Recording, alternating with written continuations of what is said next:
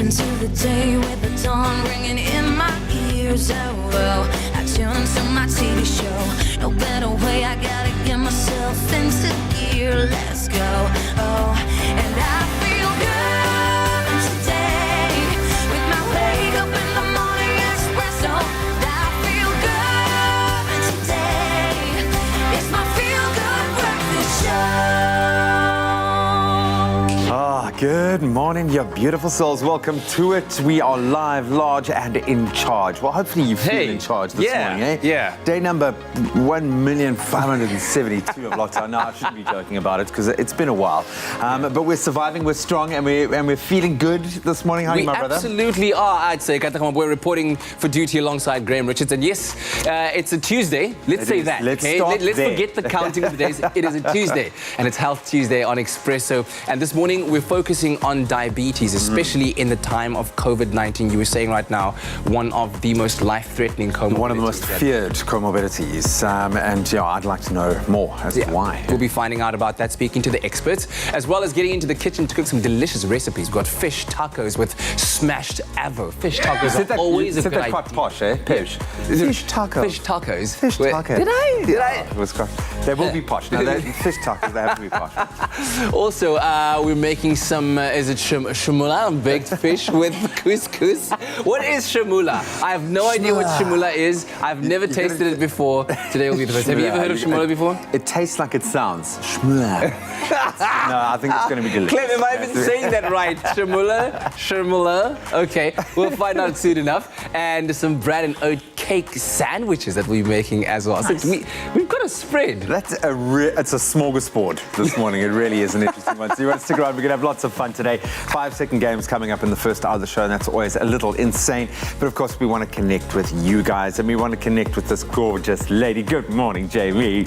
Good morning, boys. Good morning, South Africa. Jamie Dominic reporting live for duty. Yes, you heard the boys. We are cooking up a storm, also bringing you all things entertainment, health, and wealth. But yes, we are going to be continuing that conversation on our social media. We are speaking about diabetes during this pandemic, and we do have Dr. Stevens with us today, and he will be answering all your questions. So if you do have any questions, please let us know on Expresso Morning Show SABC3. What would you like to know about diabetes during COVID-19 times? Maybe you have a story of how you are, just overcoming this right now during this time. But again, let us know, Expresso Morning Show SABC3, and keep it locked here on this Tuesday. But right now, we're going to find out what's happening in and around the world with cats.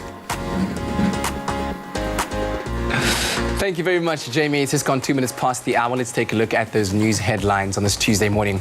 On the national news front, the International Monetary Fund has approved South Africa's request for an emergency financial support of an amount of 70 billion rand to help the country mitigate the adverse social and economic impact of the COVID-19 pandemic. Now, the loan is payable over 3 to 5 years at an interest rate of just over 1%. Now, this is the first time the country has sought a loan from the IMF since the dawn of democracy in 1994. In total, South Africa has now secured financial assistance of more than 90 billion rand from international financial institutions. Now, a non-profit organization, Supplier Development Initiatives Force, co-founded by Andile Ramaphosa, son of President Cyril Ramaphosa, has started to equip taxis with new COVID-19 compliant features. Ventilator spaces, which are fitted into windows, an airtight plastic barrier seal between driver and passengers, and sanitizer stations next to the sliding doors are among the new features. Now, so far, 200 vehicles at taxi ranks in Johannesburg have been equipped at a cost of 1,000 rand each. The 6 million rand project will eventually equip some 6,000 taxis with various COVID-19 compliant features. On the international news front, a pet cat has fallen ill with coronavirus in the United Kingdom after apparently catching COVID-19 from its owners. Now, the infection was confirmed following tests at the Animal and Plant Health Agency laboratory in Surrey. It's the first confirmed case of an animal infection with the coronavirus strain in the UK. Yvonne Doyle, medical director at Public Health England, said there was no cause for alarm. She said at this time there was no evidence that pets could transmit diseases to humans. Now, the cat has reportedly made a full recovery and only experienced mild symptoms. Officials from the European Union have declared Uganda's parks officially open to tourism after making symbolic visits at the weekend. The Ugandan tourism industry is now hoping the government will open the country's airspace soon to allow flights carrying foreign visitors. Now, tourism, which earns Uganda some $1.6 billion a year, has suffered a huge loss since the country was shut down in March to contain COVID-19. The reopening of national parks is another step towards the recovery of tourism, but the industry needs airlines flying again to bring in foreign visitors. And now news of an alpine rescue dog having to be rescued from England's highest peak. A large dog, whose breed is best known as an alpine rescue dog, had herself to be rescued after collapsing while descending Scafell Pike, the highest peak in England. Now, the 4-year-old Saint Bernard named Daisy, formerly a rescue dog whose owner gave her a new home after a difficult early life, suddenly collapsed and was unable to continue. No less than 16 members of the Westdale Mountain Rescue Team immediately responded to the call to rescue her. Daisy displayed signs of pain in her rear legs and initially refused to move when the team arrived.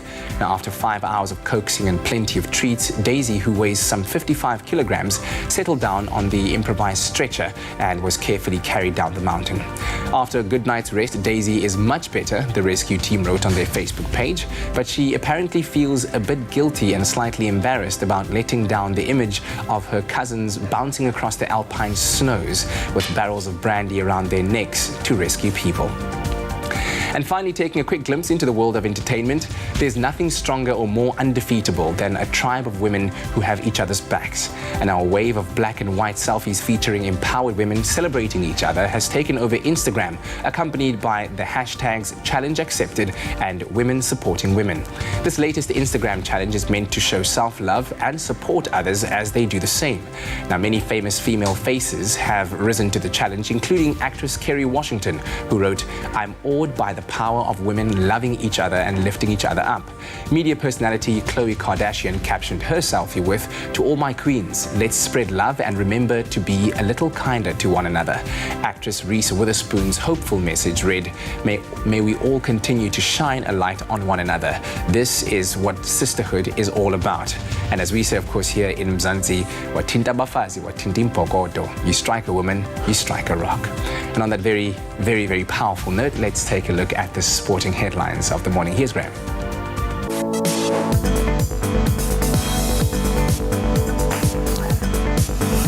Thanks so much, Kat. Let's kick it off with football news and long-awaited news. At that, South Africa's soccer season will resume on Saturday, the 8th of August, starting with the Nedbank Cup semi-finals before the resumption of the PSL and Glad Africa Championship. PSL Chairman Dr. Irvin Khoza announced this yesterday. All matches will be played behind closed doors in venues still to be determined in Gauteng. So Mamelodi Sundowns will face off against Bidvest Wits, and Baraka FC will be up against Bloem Celtic in the Nedbank Cup semi-finals. Then moving further afield onto international football, Juventus clinched their 9th successive Serie A title after star forward Cristiano Ronaldo helped his team secure the 2-0 win over Sampdoria in Turin. Ronaldo broke the deadlock just before halftime to score his 31st league goal. Federico Bernardeschi then scored Juve's second in the 67th minute to seal the win for Maurizio Sarri's side. And then finally onto cricket, rain prevented play on day 4 of the third test between hosts England and the West Indies at the Emirates Old Trafford in Manchester yesterday. The 3-match series is currently tied 1 apiece.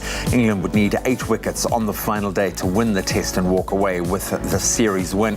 West Indies are 10 for 2 and would need 389 runs for that win. That's where we leave our sport for now. Let's take a look at the weather.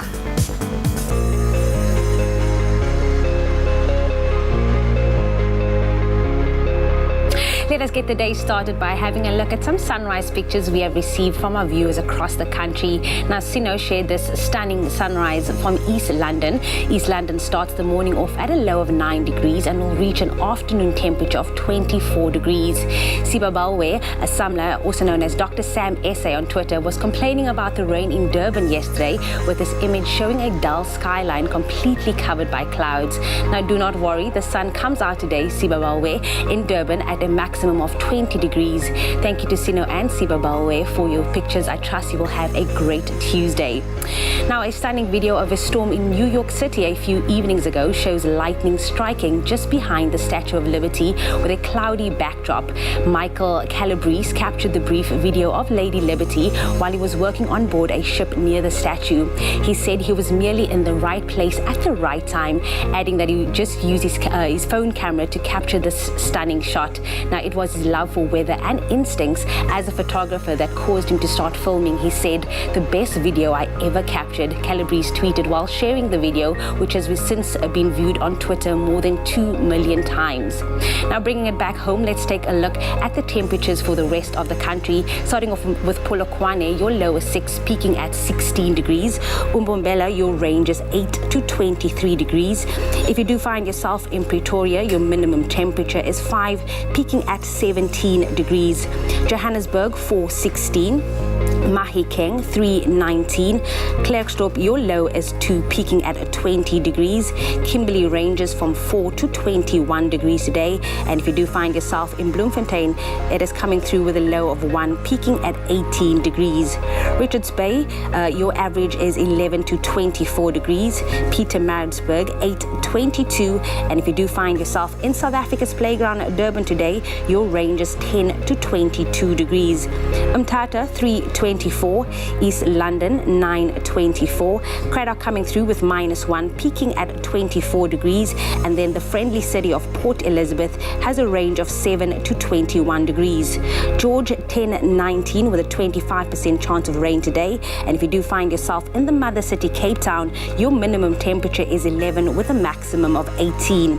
Worcester, 6:19. Sutherland, -1, peaking at 18. And last but definitely not least, Uppington with a low of 5, peaking at 24 degrees. But of course, whatever the weather, wherever you find yourself on this Tuesday, make sure to keep it locked right here on your Feel Good Breakfast Show.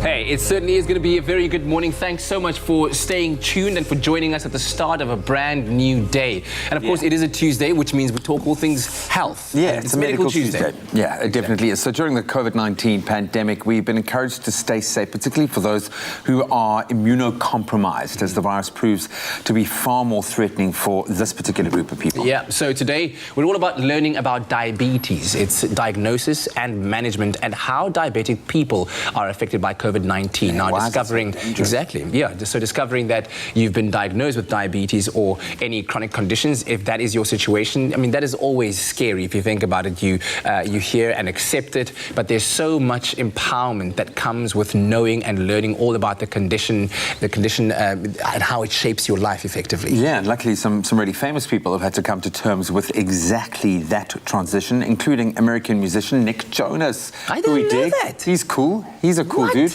And he makes diabetes look cool, man. I say that with all sincerity. I hear what you're saying. Yeah, it's great to have a figurehead like that can spread the word. And he was diagnosed with type 1 diabetes when he was 12 years old. Wow. And he captured this notion best when he said these words. He said, "Diabetes sounds like you're going to die when you hear it.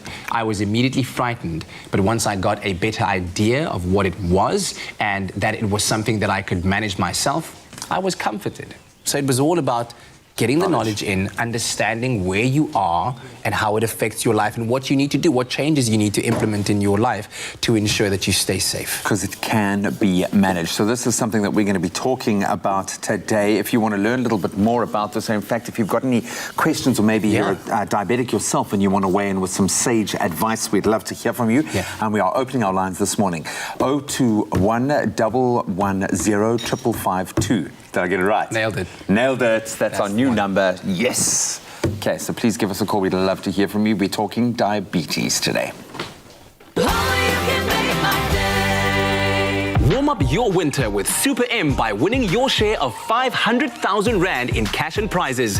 Whether you need a morning pick-me-up, a midnight snack, or a study cram filler, buy any Super M, follow Super M SA on Instagram or Facebook, upload a photo of you enjoying a warmed-up Super M, and use the hashtag #WarmUpFiller to stand a chance of winning your share of that 500,000 Rand in cash and prizes.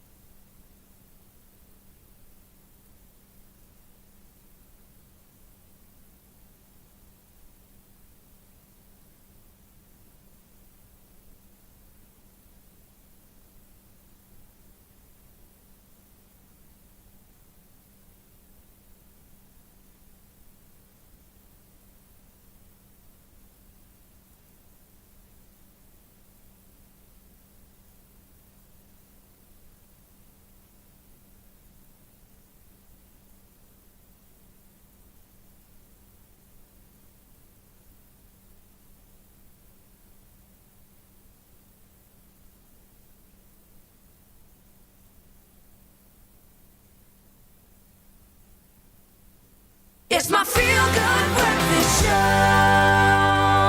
Happy birthday, a very happy birthday to you. Oh, yes. Hear that song, feel the vibes. Oh, it's definitely feel good because it is your... What is that? What are those? That's my move for the day. What are you shaking? Shaking. Maracas. Internally. I'm internally shaking, guys. It's that time of the day where we get to wish you a very happy birthday because today is your special day. And guess what? You shared with the adorable Cher Lloyd, who turns 27 years old rather today. Now, she's a singer who finished 4th place on a very popular singing contest, you might remember. After her elimination from the competition, she was successful in gaining a contract with Psycho Music, which helped her launch her singing career. Now, she re-emerged last year with her single MIA, and we can't wait for her next album. Happy birthday to the one and only Cher Lloyd. So beautiful. 27 years old today. Yeah, keeping it flowing, keeping it going. The next one is for Sam. Happy birthday to my darling husband, Sam. You're the best husband anyone could ever ask for. Always know that you're special to me. I thank you for your unwavering love and support. You're the perfect combination of a husband and best friend. Oh, this is so sweet. Yeah. May God bless you more. From your wife, Carla, and our fur baby, Bonnie. Lovely. Oh, so cute. Can I just say that when I first saw that picture of Sam, I thought that he was giving us the socies. Because I didn't see the fork. So I thought he was like, hey, look here. Apa. Hey. Apa. Well, no, it was not Then that. also, what is that for? Okay, cool. Happy 6th birthday to our awesome little girl, Kaylee. May God bless you and keep you always. Love from Caleb, from Karen, and Callan as well. And then a happy 45th birthday to our frontline worker and survivor, Candace Stride. May you keep receiving constant protection over you while you continue to serve our country. Sending you lots of love and light. Happy birthday to you. And this comes from your husband, kids, and the rest of the family. Kudos to you, Candace. Lovely stuff. I wish Takira Hendricks a happy 13th birthday. May God bless you on this day and may all your dreams come true. And this is from your mom and dad. Happy birthday, Takira. And then happy birthday to one of God's greatest masterpiece, Jade. May you be blessed more. We love you. And this comes from Mom Sally and aunties Rennie, Molly, Dolly, and Nancy. Happy birthday, Jade. Happy 71st birthday to Auntie Brenda. Thank you for everything you do for us, setting an example and being the God-fearing woman that you are. May the Lord protect you and spare you with many more. We love you. And this is with love from Nahum, from Cruz, and from Ellie. So cute. And then happy... Eli. Ellie. I'll go with Eli. And then happy birthday to Shantae. May God abundantly bless you today and always. The Lowe family loves you very much from your mommy and dad. Lovely stuff. Beautiful birthday wishes. Did you see this one? Oh! Nope. No, the socies You're not going to didn't get work. through with the socies, huh? I think it's because I prepared you in the beginning. I should have just left you at it. But anyway, listen, I'm sure that you'd love to wish your loved ones a happy birthday. And if you'd like to do that, please do send us those birthday videos and messages to 071-640-6551. Or you can email your birthday wishes to birthdays@cardova.tv. And while I make my little cup of tea there, because what is rooibos? Can you throw some sugar in? Oh, that's shocking. Wait, but that's... I can't believe it. I mean, that's funny. I'm embarrassed. Happy birthday. I'm sorry, happy birthday.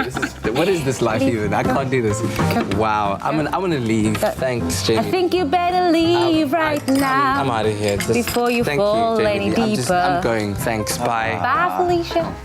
Fun and games. Fun and games. Buddy, do you want one of these rusks? No. It doesn't work. Oh, come on. It's not going very I cannot be that gullible. Like, what is shocking morning? Anyway, By the way, did you say nothing goes better with rooibos than milk? Do you put milk in your rooibos? Is that a thing that you do, like as a? who doesn't? I think you can do whatever you want, doesn't? Mr. Umpire, Mr. Referee. Okay. You can do whatever you want. You best understand my position right now. Yes, actually. Okay? I just thought to myself, Okay. now why did I ask him that question? Because it's all fun and games until I step up to the games master's desk. Yes, it's time for business time, okay? Put aside the games. Yeah, it's 5 seconds right now, and we're about to break it down. 5 seconds with Graham versus Tabisa. We haven't had this in a very, very long time. And today's theme, cash money. Oh, yeah. Something that both of you know how to deal with very well. You guys know how the rules of the game work. Of course, we've got 2 boxes of delicious Omarus, We win brand money new today. flavor. So, eh? No. Money today. Winner takes it all. No, the Graham. theme is cash money. okay. If you want, you could have your We boxes. could put a little, and little wager on how much of those Hey, rush. let's see how it turns out. All right, here we go. We're going to get right into it, guys. All right. We're going to start off with Graham. Yes. You got 5 seconds, Graham, to name 3 currencies. Yen, dollar, pound. That was right, yen, dollar, pound. Okay, that was good. Yen, dollar, pound, good. That's what it's going to be like. Lovely stuff. That's I'm what it's gonna going to be be like. up the gates, bro. Tabiso, you've got 5 seconds to name 3 animals found on the South African. How nervous you note. got. Whew. Whew. Whew. Lion, elephant, rhino. Ooh, you sure about that? Yes. No, I Okay, am. all right, 100%, Uncle Tabsy. yeah. Cool, Graham. Name 3 slang words for money. Man. Dollars, moolah, cash money. It's that cash money with the hyphen. Cash money.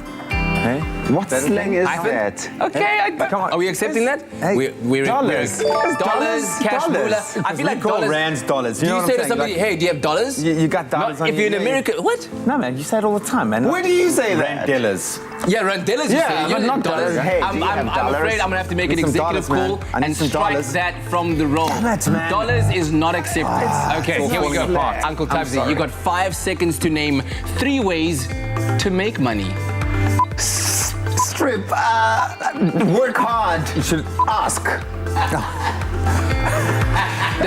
Wait. Does asking for money Wait. count as making money? Can I- I'm having a VAR conversation with that. If you're asking for money to make money, Yes, you can ask for a loan, business loan. You ask for money to make money. I'm afraid I will not accept that. I'm going to strike that from the roll. That has not been taken into consideration as a correct answer. Both of you have failed at that Ways particular to stage. make money. Here we Ask go. for a loan. Here I we thought go. we'd Make be it, better not with ask money. for I it. I thought didn't we'd say be better. ask for it. Make it. To make it. Here we go. Graham, 5 seconds to name 3 expensive things. a Ferrari, a private plane, a yacht. Those are very expensive things, I must admit. Well done, Graham Richards. 5 seconds, Tubbsy. You have to name 3 cheap things. Slops, hats, and dukes. What's going on? You know? Okay, right. I feel like you were looking for something. Yeah, you were like looking for something, but something nothing's really cheap around here. Who's man. wearing slops in our studio? You should just open your wardrobe, Tubbsy. Here we go. Graham. Thanks for the sound effect there. Graham, you got 5 seconds to name 3 things money can't buy. Love, happiness, a sense of humor. Do you agree with that, Tubbsy? No, it's true. Okay, cool. Can't buy any of those. Tubbsy, you got 5 seconds to name 3 things that are a waste of money. Gambling. Time.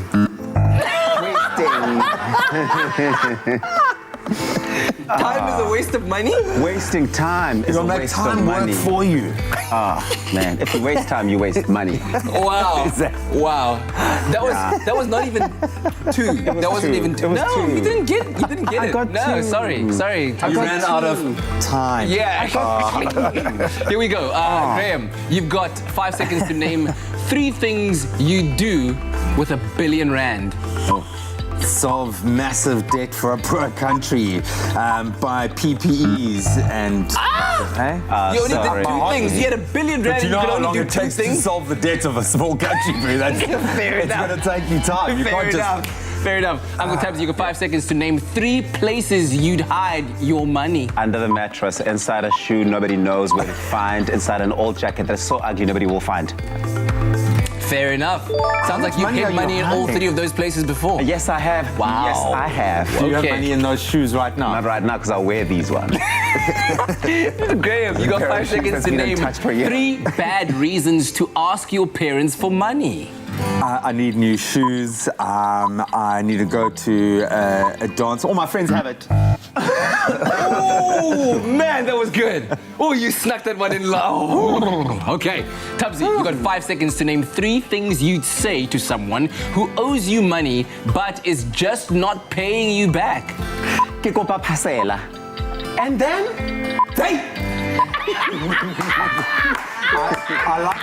I like the diversity within those Wait, let's just responses. revisit the brilliance of this. Ke kopa phasela. And then?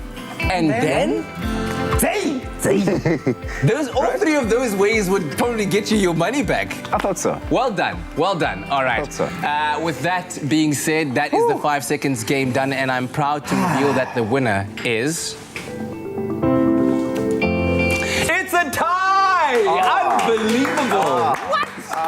What a game! What a game! All right. We didn't lose. Yeah, exactly. Okay. Now listen, this is your last week to win with Omar Rusk, so don't miss the chance. This week we want you to send us a photo of you dipping in Omar for lunch as that little midday pick-me-up snack. So to enter, reply to the competition post on our Expresso Facebook page or Twitter page with your photo and include the hashtag #anytimeiSdippingtime. And this week you are playing for a coffee plunger and Omar Rusk hamper worth 500 Rand. Nice. The competition closes at 11 a.m. on Thursday, and the terms and conditions that apply can be found on our website, expressoshow.com. Simple as that. Get entering. Good luck. Katlego. Phasela. Romeo. Our favorite Omar Rusks just got a whole lot more yum yum with the all-new peanut butter flavor. Anytime is dipping time. Only you can make my day.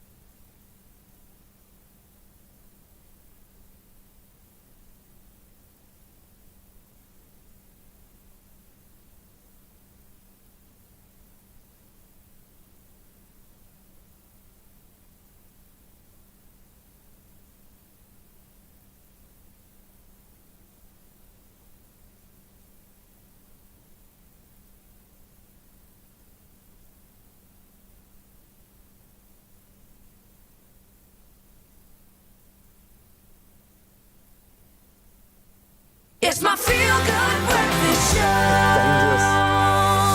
Welcome back. You're live with Expresso on a very fun Tuesday morning. Time to get back in the kitchen with one of our favorite chef. Clem is here to whip up some fish tacos. Not just simple to make, but they are lip-smackingly lekker. And today, Chef Clem is serving up some pan-grilled angelfish, snuggled in warm wraps with fresh cabbage, plenty of lime and smashed avo and coriander. I know I can smell coriander somewhere on this table. Fish tacos can turn a cold day into summer. A beautiful spring day, transporting you from chilled to some sunshine and soul food. Fish tacos. They smell fresh, vibrant, amazing. Some of my favorite ingredients going in here, but I'm learning to cook with fish, dude. I'll put this so one I'm over here glad for that you. you're doing this. Thank you, man. Okay. danger, danger. Please, is anyone else who just can't handle the taste of coriander, please just show me some love on a support group or something on Facebook. Look, it's not your fault. It's not apparently my fault. there's a gene that you have that you taste coriander differently to the way that I would taste it. So does it taste nice to you? Yeah, I love it. Really? And for you, not so, but it's okay. I don't even know how to even look at you right now. I don't know how to do it. It's okay. No, but the coriander is optional. So we are making some beautiful angelfish. This might be the first time we've cooked with angelfish, or at least I have in this kitchen. What's angelfish all about, love? So fish in general, like we know, it's a very lean meat. It doesn't have any intramuscular fat. So that's why it overcooks so quickly. And angelfish, I love so much. It's so inexpensive and it's so versatile. But yes, cook it wrong and it'll go super dry. You don't want that.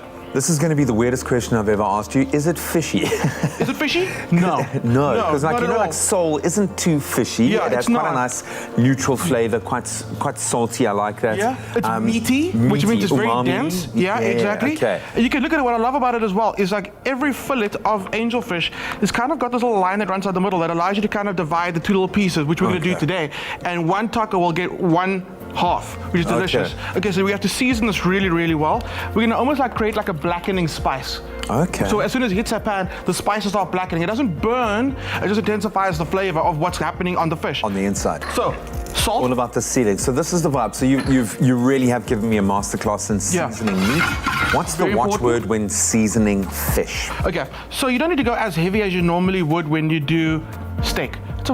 Steak's a lot thicker. You're trying to get the spice and the salt and seasoning to penetrate through. Some fish, quite thin. So you don't have to be as heavy with the seasoning. So I've got a little bit of salt in there, a little bit of curry spice going on there. Curry spice, a little paprika, sorry, a little paprika. Okay. You can use a bit of curry, by all means, absolutely. Pepper going on there, and some oregano. Like, obviously if you're in Mexico, you'd use a Mexican and oregano. We don't get that here, but Mexican oregano is kind of a cross between basil and mint. Oh, wow. Yeah, Okay. and it's got like that little freshness to it that we don't really have right with that, but the oregano will work really well. So that's your seasoning on there. Nice hot pan. You cook this super quick. Nice sear. Sear it, eh?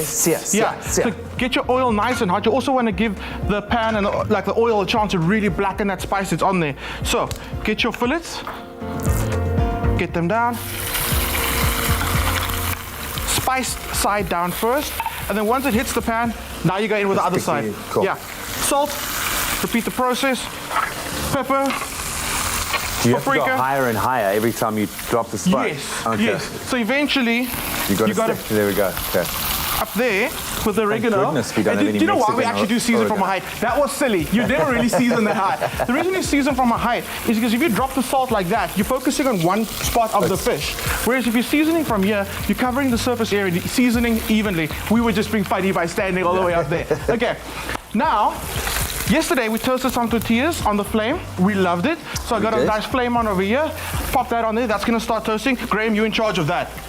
No, man, you're making me nervous already. You've Look, gotta it remind me. already feels like it's been on too long, but no, you say No, you can- it's got to you can- burn. It's got to kind of get that char. For sure. Okay, cool. In here I've got some garlic. We're going to just make a little avo to go on the top. I mean, tacos and avo, we know they go so well together. Need it. All I've done is I scored the inside into little cubes. Graham. Come on, I got No, that's good. mesmerized. That's good. Perfect. That's good. We want that. Then take a spoon and we just scoop it out. We're using Haas avos. Super creamy, delicious. It's in season now. Look at that. And our season for avos has gotten longer and longer. The Avo Yes. Growers Association in South Africa are geniuses. Geniuses? The geniuses? They really, the quality of our avos is amazing, but we've been able to increase the window that we can get amazing produce here in South Africa. So use it, man. We really are so blessed. And Woolies, when they say ripe and ready, they mean it. Ripe and ready. They mean exactly. it, man. Okay, I've turned the fish over. I'm turning the heat off. Wow. We don't need to add any more heat to that. There's enough heat in the pan to cook the fish through. Okay, so I've hit it with the avo, some garlic. And that was minutes. That was about 3 minutes by my reckoning. Don't need 2.5, to cook 3 minutes. any if more than that. Okay, so a bit of avo done. We're going to do a little tomato sauce. It's super simple. Tomatoes just being concussed. Concussed, did you? Like a little bit of a left hook. No, concussed is actually a chefy term for a knife skill. Okay. Right, so it's beautiful little, let me actually just get some of you see tiny little cubes of tomato. Okay. That's done. Did you say that to Kelly this morning? You were like, concuss this. Concuss this. And then the chefs, young Kelly knew exactly what to do. So look at that. Okay, cool. More lime going in there, salt going in there, spring onion. There's a little tiny, a quick salsa. Cool. Done. It's cool. There is a lot of lime in Mexican food, or Yeah. in our traditional Mexican flavors. That seems to be one of the dominant flavor profiles. Avo, in a massive influence, but a lot of lime. Yeah, it grows abundantly and that they'll use it. We tend to use more lemons because that grows more than the limes do, I suppose, yeah? And I suppose the added bonus here is with that lemon or that lime, the acidity in there helps to keep your avo fresher for longer. So if you're kind of pre-making these, we know that avo can turn brown, or I don't know if it's oxidizing, whatever happens to it, it goes brown. So that's a nice little handy hack there. Just a bit of lime juice or lemon juice on there will keep it nice. Keep it fresh. So cool. Beautiful baby cabbage going down. And baby cabbage is a little sweeter than the normal big cabbage. Okay. So That's this a is lot it. cuter. I mean, Look at how that. amazing is that? Aww. Yeah, so all you can do Looks is like a giant Brussels sprout. Oh, yeah, absolutely. Another what do Brussels you- sprouts too. So now, did you julienne that? There's Did a tiny little what did chefy you do to- julienne, Did and you that's all you julienne need. it? Okay. Yeah. You're learning all the little chef skills today. I like it. I know, cool. I like this, So man. now we're gonna go in with our piece of fish. That's all we literally need for the cooking, like I said. Piece of fish down. Ta-da! That's beautifully cooked. A little bit of that salsa. Oh, did I put the coriander? No, I didn't. I'm gonna put the coriander on the side for you, so it's not in Ah, there. thanks. Now you can do it, man. Salsa. A little bit of coriander. Because I do understand the idea of the coriander, and you do need that fresh pop. Yeah, and it does pop, eh? That little citrus note, it's delicious. A little bit of And you avocado. wrap it up with beautiful, but that looks beautiful, man. If I'm eating with the eye, that looks about eating with the eye. amazing. And it's fresh and it's incredibly nutritious. There we go, ladies and gentlemen. It's our Taco fish Tuesday. tacos. So as Kat said, our fish tacos. A taco. Jerusalema and tacos. And tacos. Wow. But it's beautiful, and you can find the recipe on expressoshow.com. I suggest you go and make this for yourself today. It's going to make it Diabetic friendly. We're talking about that. How's that? And it is diabetic Yay. friendly, so it's good for the heart, good for the health, good for the eyes, good for the tummy, and I think really easy to make as well, which is a bonus. Chef Yeah. Kim, thank you, Angel. Thank you. Thank you, Angel. My fish. Angel. Hey. Love.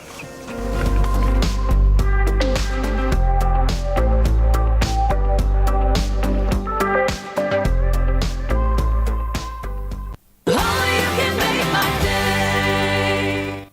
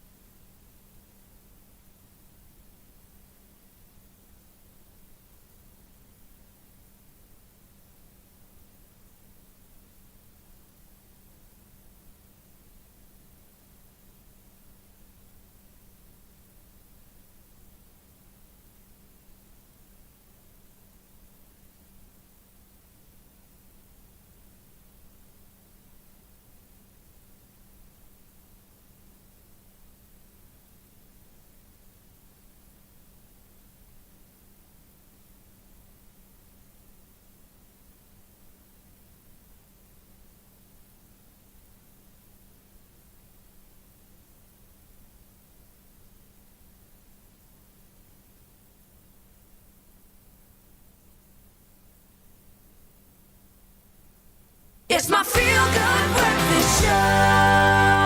You're with your feel-good breakfast show, Expresso, right here on SABC3. Let's talk about skin. Do you own your skin? And do you wear it proudly? These are just a few of the powerful questions asked in Ingram's new and emotive Your Skin, Your Brave advert. And film director Jasmus Mukeli and Ingram's brand manager Venus Jean Jackson, they join us on the line via video call this morning to explain the concept behind it and the message they hope many South Africans will take away after watching it. Now, this advert is fantastic. I mean, it honors South Africans who wear their skin bravely.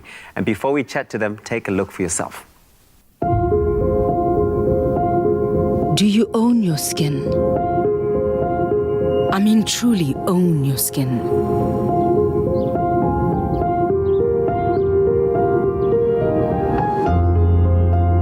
you wear it bravely, even when others try to dim its glow?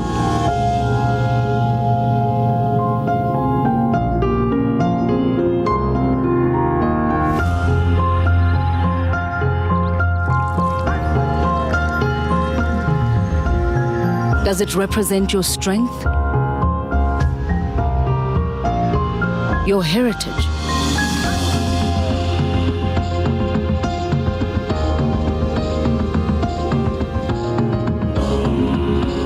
Or has it become an expression of who you are now?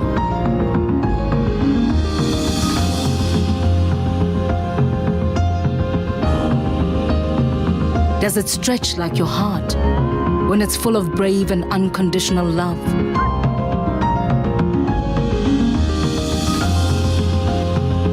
You only have one skin. Nourish it and wear it bravely. Ingram's. Your skin, your brave. Really inspiring stuff man. there. Love it. Thank you very, very much for joining us, Justice, and you, Venus Jean.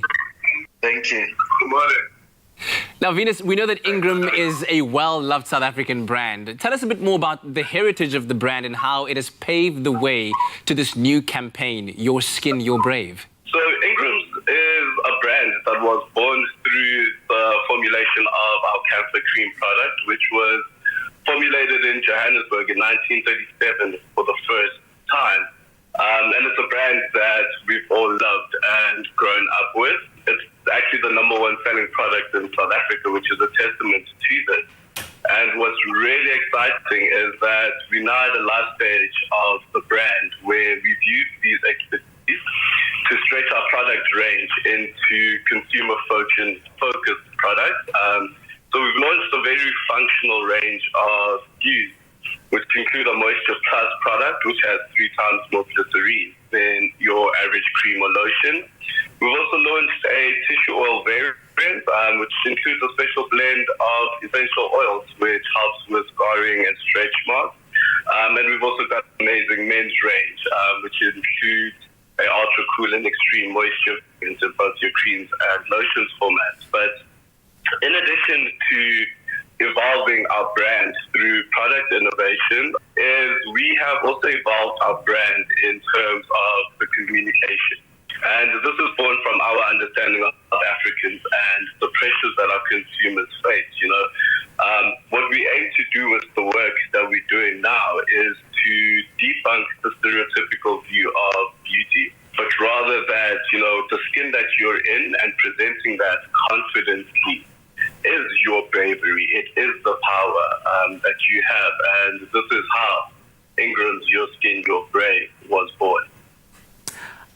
I love it. This is such an inspiring story that speaks to the consciousness that you grow in people and you encourage them to look deep within themselves to be able to express that. But Justice, we love your work. You were the director behind that moving Ingram's advert that we watched. What was the concept behind it and what did you want to effectively communicate to South Africans through it? When the brief landed on my lap, the concept was already strong and beautiful. I just breathed a direction I felt would enhance the premise they already had. Within the concept, it was an advert that was celebrating and encouraging different types of beauty. There's beauty in all types of skin, be it an 8-year-old person to, the youngest cute baby, to black, white, and all different textures of skin. So I wanted to celebrate that, and I thought the best idea of showing that is just the positioning, all these layers and different types of skin relative to touch and relative to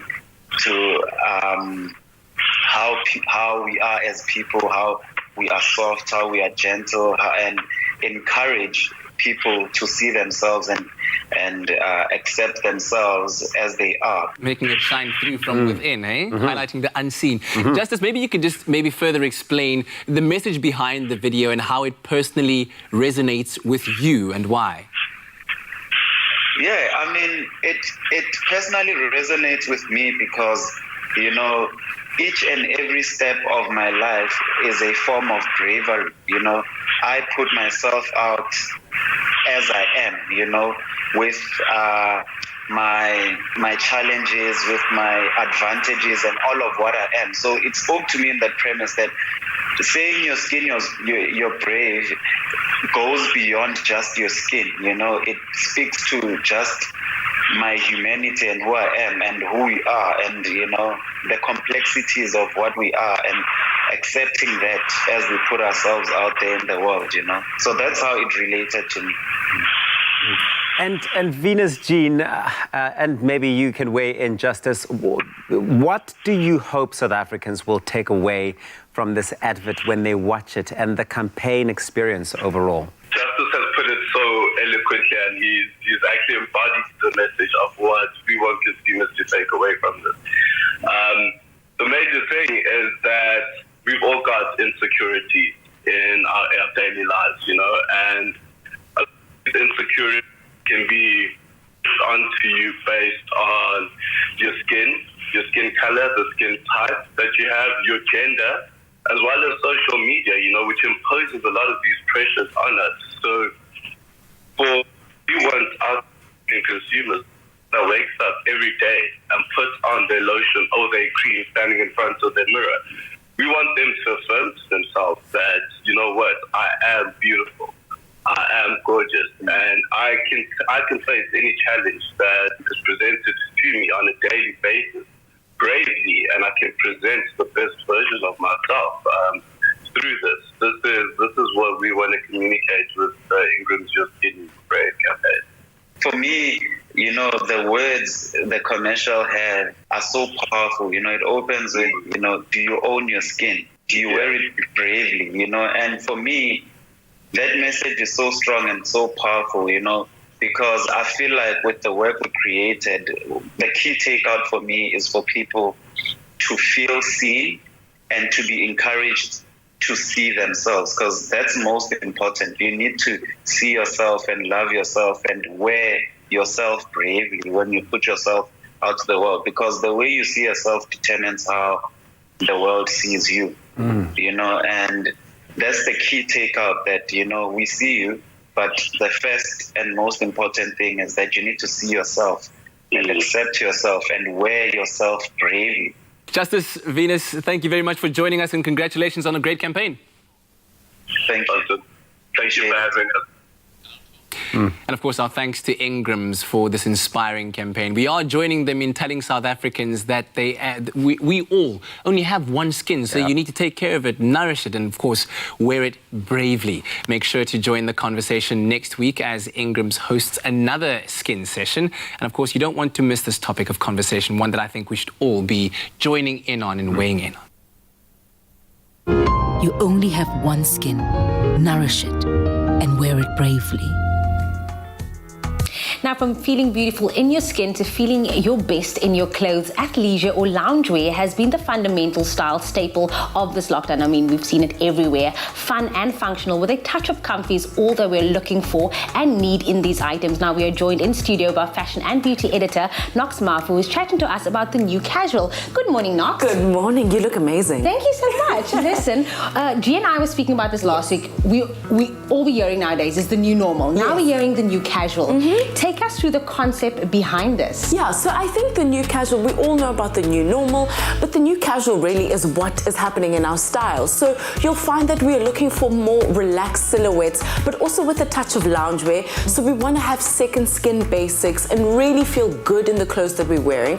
Our homes have turned into places that we work in, that we take care of our kids, that we shop and relax. So your clothes really need to follow you through the day. So it's about getting classic items like your quality basics, soft tailoring items to really make you feel good, but also look stylish while you're doing it. And talking about it, you're saying all these different elements, also using it for the gym, because you want to work out 100%. In this as well. But what basic items do we need to achieve this look? So I think it's about getting those capsule items, things that can really do a lot more. You want the versatility of items and really for things to work harder than they do. So like I said, your quality cottons are so important in this way.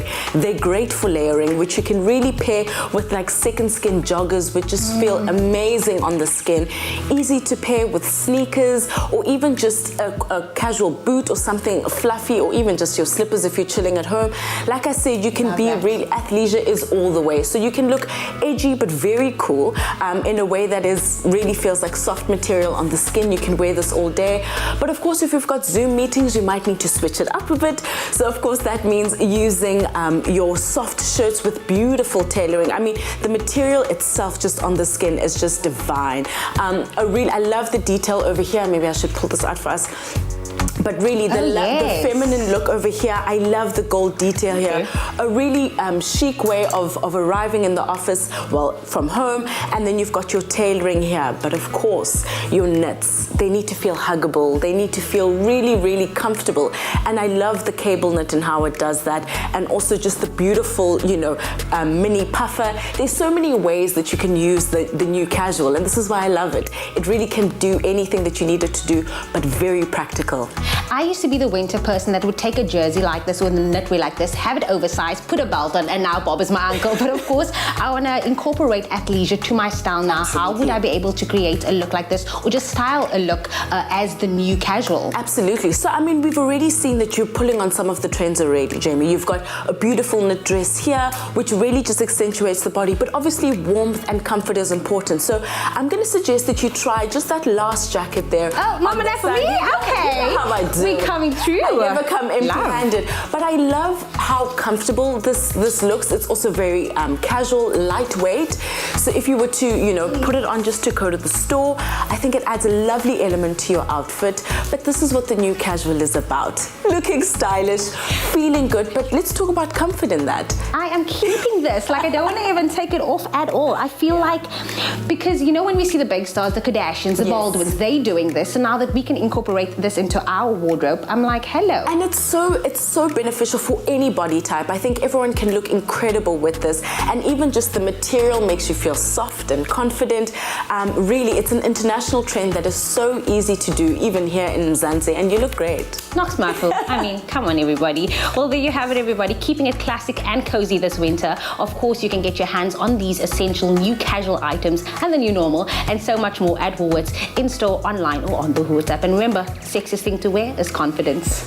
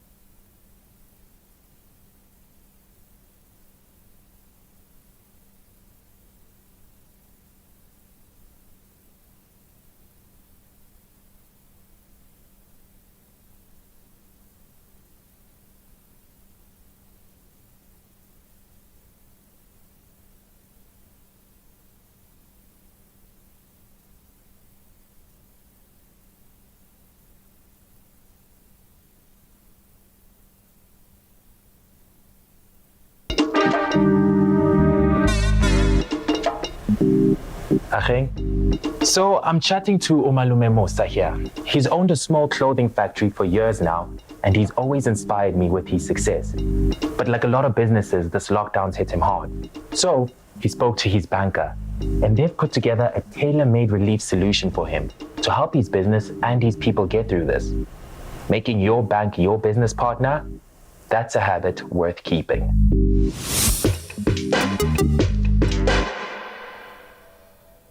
It's my feel-good breakfast show. Footballers unite. Nedbank, the title sponsors of the Nedbank Cup, recently held their third edition of the Nedbank Football and Finance Summit, where some of the biggest names in local football provided some money advice to footballers and fans alike. And they also gave their opinion on the future of the sport as football makes a return, long-awaited return amidst COVID-19. Well, today we have one such legend on the line, former footballer and businessman Simba Marumo, and joining us from Team Nedbank is Kensani Nabanda, the Group Executive for Nedbank Group Marketing. Good morning, you beautiful human beings. How are you doing? Hey, Graham, we're good. I'm going to start with you, Kensani. I'm glad to have you guys back on the show. Can you maybe start at the beginning? Tell us a bit more about the Nedbank Football and Finance Summit and the main drive behind it. Thanks, Graham. So we started the summit at the beginning of this year, and the reason we did is, you know, a lot of South Africans actually find it very difficult to talk about money. And you can imagine in football, if you hear the stories around footballers who've made a lot of money in their career, and then when they die, they are paupers. We really felt like this is a conversation that we want people to have. And it's been fantastic, actually, because we're hoping that the current crop of footballers take some really good lessons in terms of how they can manage their money in the future. But of course, it goes beyond football. We're hoping that, you know, as the rest of people listen to these stories, they can get some lessons in their own lives using football as something that they love to learn about money from. Because we love these guys and these girls, and we want to emulate them, and we want to see them succeed as well. You've hosted 2 football and finance summits thus far. What was different about this one? It did feel like it was actually more heightened because of the COVID crisis. But I think a lot of the things we talk about, whether there's a crisis or not, are incredibly relevant. Things like, you know, how do you make sure that you save for a rainy day? And for footballers, if you think about it, their career at best, you know, could last 15 years if they're lucky. So what does beyond footballing career making money look like? I think that was maybe the difference, is more around COVID makes it just much more intense, but the lessons, I think, are universal, whether there's a crisis or not. Now, Simba, you were part of a very different panel this time, not talking just football, but talking finance as well at the Football and Finance Summit. What was your reaction like when Nedbank invited you to be a part of this third edition of the Football and Finance Summit? No, I really thought, you know, what Nedbank is doing for the country as a whole is really awesome and phenomenal. And I hope the guys really take full advantage of the knowledge that they are able to get from, you know, Kensani and many other experts in the field of finance for us to really make better decisions as footballers.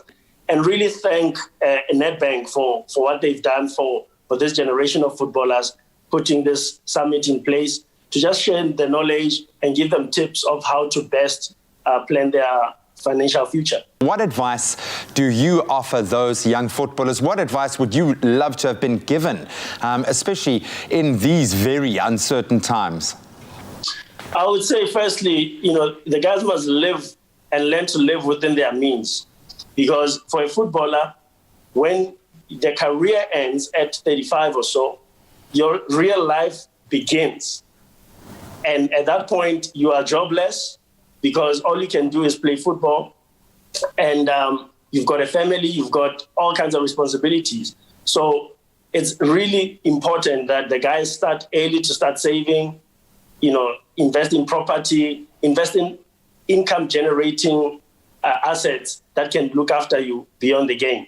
And I've got to commend you, because I think what really stood out for me was listening to the way that you used to talk about your employees. And I think you've taken what your kind of foray into business as an entrepreneur beyond just looking after yourself, but caring about those around you, caring for creating industry for people around you. And I think that's an attitude that we all need to adopt right now more than ever. There is not a person on the planet who has not been affected by COVID-19. And Kensani, we know that the lockdown obviously has affected so many South Africans brutally economically. Livelihoods have been lost.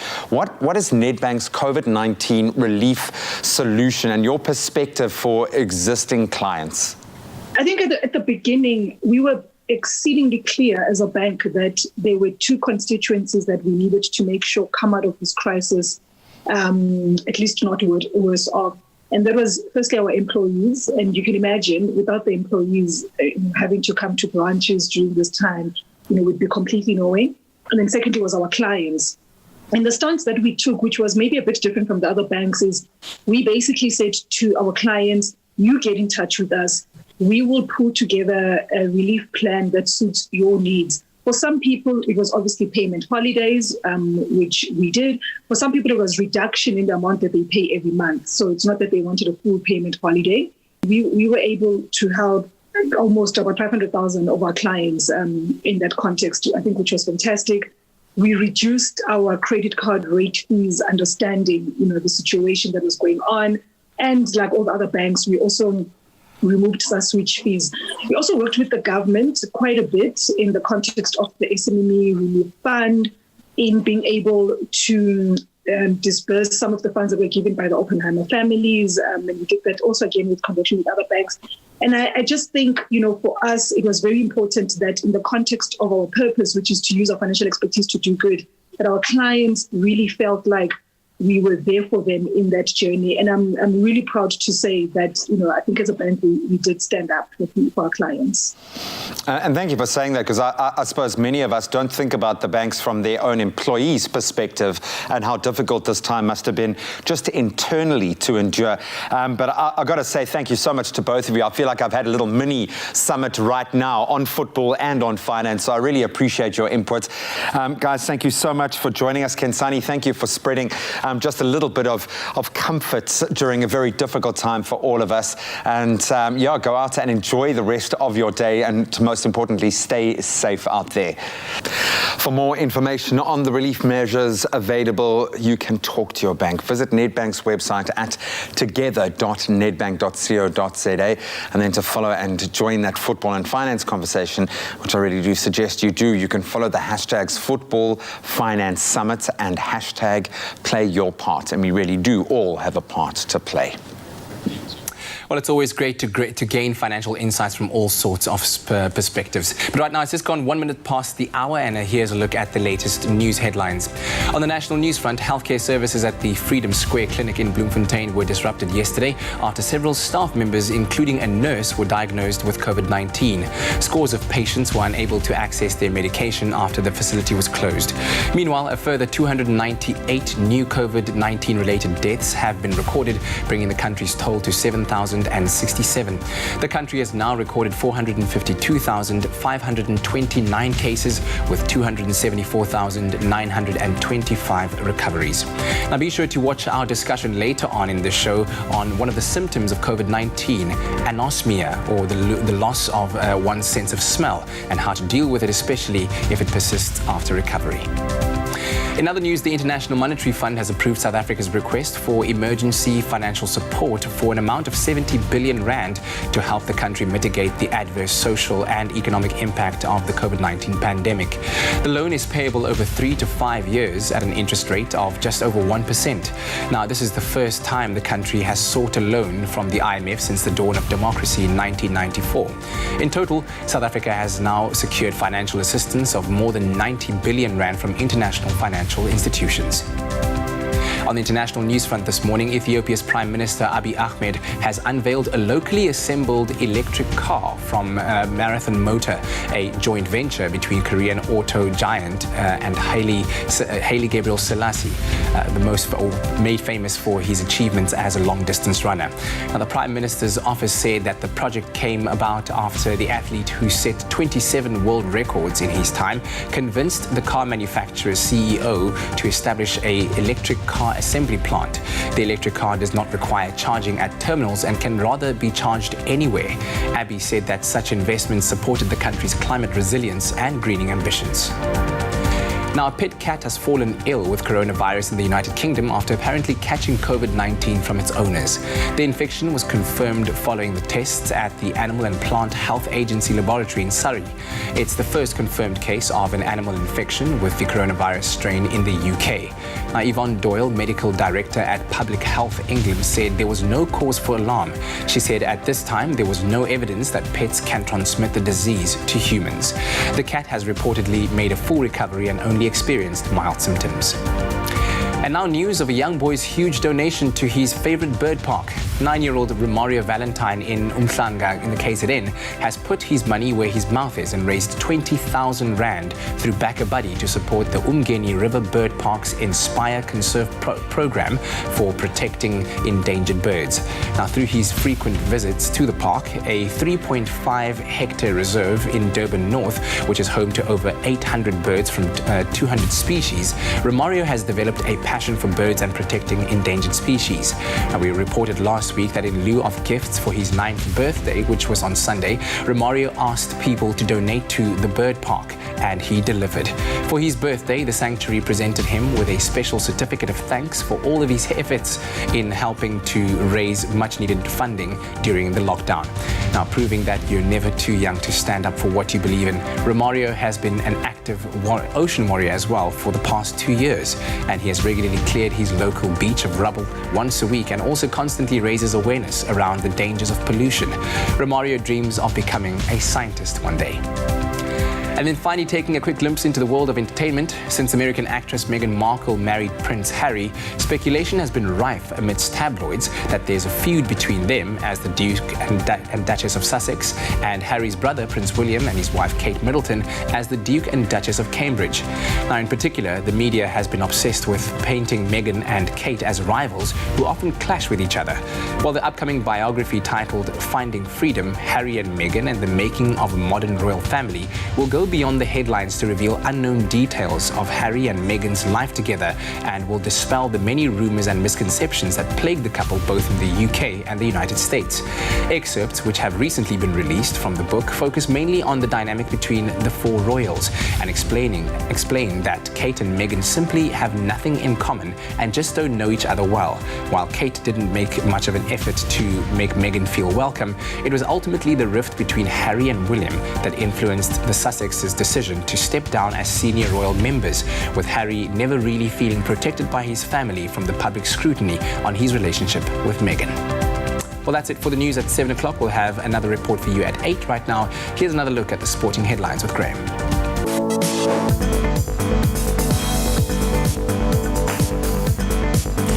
Thanks so much, Kat. Let's start with football and some long-awaited news on the local front. South Africa's soccer season will resume on Saturday, the 8th of August, starting with the Nedbank Cup semi-finals before the resumption of the PSL and then Glad Africa Championship.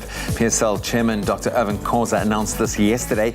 All matches will be played behind closed doors in venues still to be determined in Gauteng.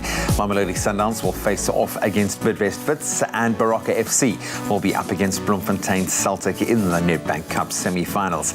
And moving to international football, Juventus clinched their 9th successive Serie A title after star forward Cristiano Ronaldo helped his team secure a 2-0 win over Sampdoria in Turin. Ronaldo broke the deadlock just before half-time to score his 31st league goal. Federico Bernardeschi then scored Juve's second in the 67th minute to seal the win for Maurizio Sarri's side. And then finally onto cricket. Rain prevented play on day 4 of the third test between hosts England and the West Indies at the Emirates Old Trafford in Manchester yesterday. 3-match series is currently tied at 1 apiece. England would need 8 wickets on the final day to win the test and walk away with the series win. West Indies, on the other hand, are 10 for 2 and would need 389 runs to secure victory. That's where we leave our sport for now. Let's take another look at the weather.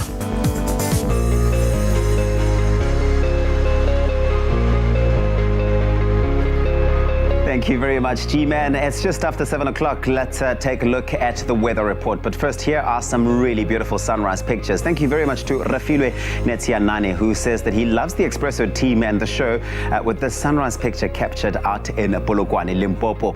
And Polokwane, your temperatures today range from a minimum of 6 and will reach a max of 16 degrees. We also got this one from Nancy Govender, who says, good morning, Expresso team from Pennington, KZN. Nancy, are you a professional photographer? Because wow, this picture is so golden, so crisp. Your temperatures for the day start off at 13 with a maximum of 23 degrees. Thank you very much to Refilwe and Nancy for your stunning pictures. We love them. A stunning video of a storm in New York City a few evenings ago shows lightning striking just behind the Statue of Liberty with a cloudy backdrop. Look at that. Michael Calabrese captured the brief video of Lady Liberty while he was working on a board, or rather on board a ship near the statue. And he said that he was merely in the right place at the right time, adding that he just used his phone camera to capture the stunning shot. It was his love for weather and instincts as a photographer that caused him to stop filming, he said. The best video I ever captured, Calabrese tweeted while sharing the video, which has since been viewed on Twitter more than 2 million times. Shows you need to always have that phone on standby. Get those pictures and videos through to us. And now we take a look at those temperatures across the country, starting off with Polokwane 6. That's your low today, reaching a high of 16. If you're out in Mbombela, your low is 8, reaching a maximum of 23 degrees today, with times of sun and clouds for Pretoria 5. Your low reaching a high of 17 degrees. 25% chance of rain over there. And if you're out in Johannesburg, 48% chance of rain. 4 is your low, reaching a high of 16 degrees. Mahikeng 3 and 19, with sunny Klerksdorp starting off at 2, reaching a high of 20. If you're out in Kimberley, 4, that's your low, reaching a high of 21, with Bloemfontein starting off at 1 and peaking at 18 degrees. 1% chance of rain for Richards Bay today. It's a sunny day. 11 reaching a high of 24, with Pietermaritzburg starting off at 8 and reaching highs of 22 degrees. If you're out in South Africa's playground, Durban, this one's for you. 10 reaching a high of 22, with Mthatha at 3 and a max of 24. East London 9 and 24, with Craddock starting off at -1, reaching a high of 24. The Friendly City, Port Elizabeth 7 and 21, with George starting off at 10, peaking at 19 degrees. And George, you do have a 25% chance of rain over there, with a 3% chance of rain for Cape Town. 11 reaching a high of 18. Those are your temperatures. Worcester 6 and 19, with Sutherland starting off at 1, reaching highs of 18.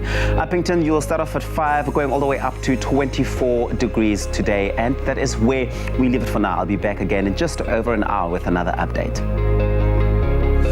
Thank you so much, Uncle Tabsy, and thanks for those beautiful photos. Some absolutely stunning photos. Maybe that's how you've been keeping yourself busy, keeping sane during lockdown. Yesterday, we put the question to you, how you are coping, and we obviously arrived at the understanding that it's okay not to be okay. So if you're feeling a little browbeaten, if you're struggling with the positivity at the moment, don't worry, you're not alone. But there are coping mechanisms out there, and it feels like people are starting to find positive ways of tackling that. So let's see what you guys had to say yesterday. Molex Lexa says healthy diet and physical exercises to keep the mind and body very healthy, which is a good one. That's what Raul mentioned yesterday, just having a routine, making sure to burn it, get those endorphins out there. Exercise. I watched this brilliant TED talk on the importance of exercise for your mental health. It might be one of the most important things you can do to prevent cognitive degeneration as well. Then Kingsley Khobotle saying, good morning team. By being entrenched in prayer, I've managed to cling to my sanity. I like that, cling to my sanity. Books, music, writing, exercise, and checking in on loved ones has also helped. Importantly, acknowledging that sometimes it's okay to not be okay, and treating myself with kindness during those times. Wow, man. I love that, acknowledging it, Very, and then cool. a last one from Daphne saying, good morning team. Luckily, I'm satisfied with my own company, but I really live for Expresso and later Seven de Line. Okay, we love that, Daphne. Thanks, and you do make contact often, so you're part of how we cope as well. So thank you so much for staying connected. We are talking about diabetes after the break. 021 110 5552. If you have any questions relating to diabetes, give us a call.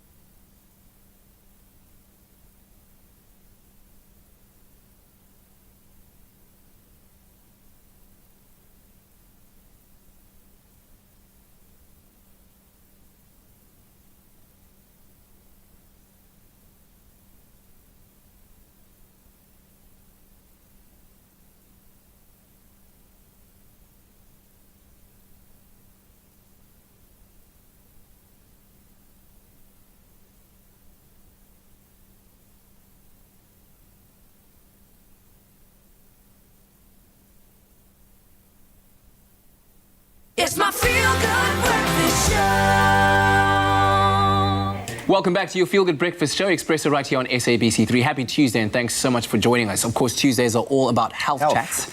Let's talk the World Health Organization that declared the COVID-19 outbreak an international emergency. Now, more than 16 million people worldwide have been infected, and there's been a rapid rise in cases in South Africa that has now become one of the top 5 worst hit countries.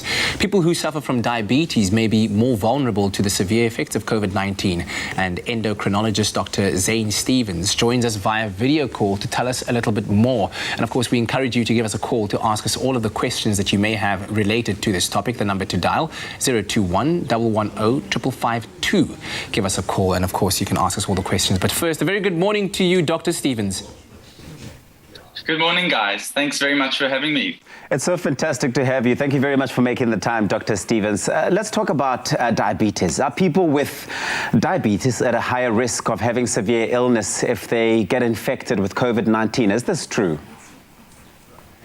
Yes, that's very true, and you make a very good point. So it's important that people living with diabetes understand that their risk is not more in contracting the virus. We're just worried about those individuals, if they do get infected, that they may follow a more severe form of the illness. So they may be more likely to require admission to a hospital for supportive care, including oxygen support. So that's really what we're worried about. Yeah.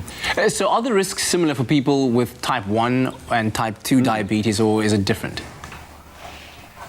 So it's a very good question. It is different, and the best information we've got about this is from the UK, that have really looked carefully at their admissions. They found that about a third of all of the people admitted to the UK with COVID-19 in fact had diabetes, and the risks between type 1 and type 2 were different. In fact, those with type 1 diabetes individually had an increased risk of being admitted, but obviously the numbers of people living with type 1 diabetes are a lot less than those with type 2 diabetes. And those with type 1 diabetes who were most at risk were older individuals who've had the condition for a very long period of time, who had complications from their diabetes, and in fact had also become overweight or obese. And I think overweight and obesity is a very, very big factor in a poorer outcome in this condition. Well, you know, Dr. Stevens, I think without a doubt, diabetes is easily one of the most misunderstood illnesses out there. What are the most common signs and symptoms of it? So unfortunately, many people, because obviously the most common form is type 2 diabetes, go undiagnosed for many, many years. So it's estimated in our own country, only about 50% of individuals know that they have the condition. And part of the problem is that early on, people may in fact have no symptoms. So in fact, screening for this condition is vitally important. So if you've got a family history of diabetes, if you yourself are overweight or fall into the obese category by BMI, you should really think about screening yourself for the condition. As the levels of blood sugar start to rise over time, you may then start to develop some of the more commonly known symptoms of passing large amounts of urine, feeling thirsty, and really then potentially even starting to lose weight as this becomes more severe. But I'd like to emphasize that often this is undiagnosed, and so screening is very, very important. Yeah. So what can people with diabetes and their loved ones then do to cope with the current situation, would you suggest?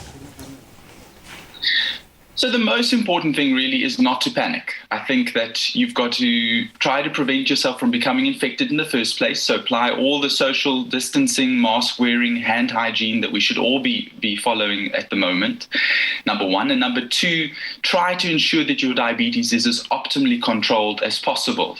So studies have shown us that if you can keep your blood sugars very well controlled, typically between a range of 4 and 10, that you're doing a lot to reduce your risk of having a more severe form of this illness. So check in with your doctor, make sure that you're testing your blood glucose regularly, and stay on your treatment. This is really a time to be focusing on your health. We hear a lot about exercise and diet when it comes to people with diabetes. Why is it so important for these individuals to be physically active and to eat properly? For example, what does a diabetic diet look like? So obviously, one of the biggest risk factors for the development of type 2 diabetes, which, as we said, is the more common form, is overweight or obesity. So everything that you can do to maintain a healthy, normal weight through both diet and exercise is going to go a long way to prevent you from becoming somebody with diabetes in the first place and to manage the blood sugar effectively. So exercise, a healthy diet is really important. I actually try to counsel my patients that this isn't a diet. What we're wanting people to be doing is following just a very healthy lifestyle, which is something which is applicable to all of us, not just those living with diabetes. Awesome, brilliant advice there, Dr. Stevens, and thank you very much for joining us for our health chat on this Tuesday. I know that you'll be answering some of our viewer questions a little bit later on, and we encourage you at home to give us a call. That number 021 110 5552. Call us with your questions regarding diabetes and COVID-19. These are especially difficult times for those with that particular condition, as it presents them with a higher risk, not just of infection, but of course with the severity of the symptoms that you might be experiencing. And of course, Dr. Stevens will be there to answer all of those questions a little bit later on. But speaking of exercise, I think we're about to do that right now. Get that body in shape. And quickly.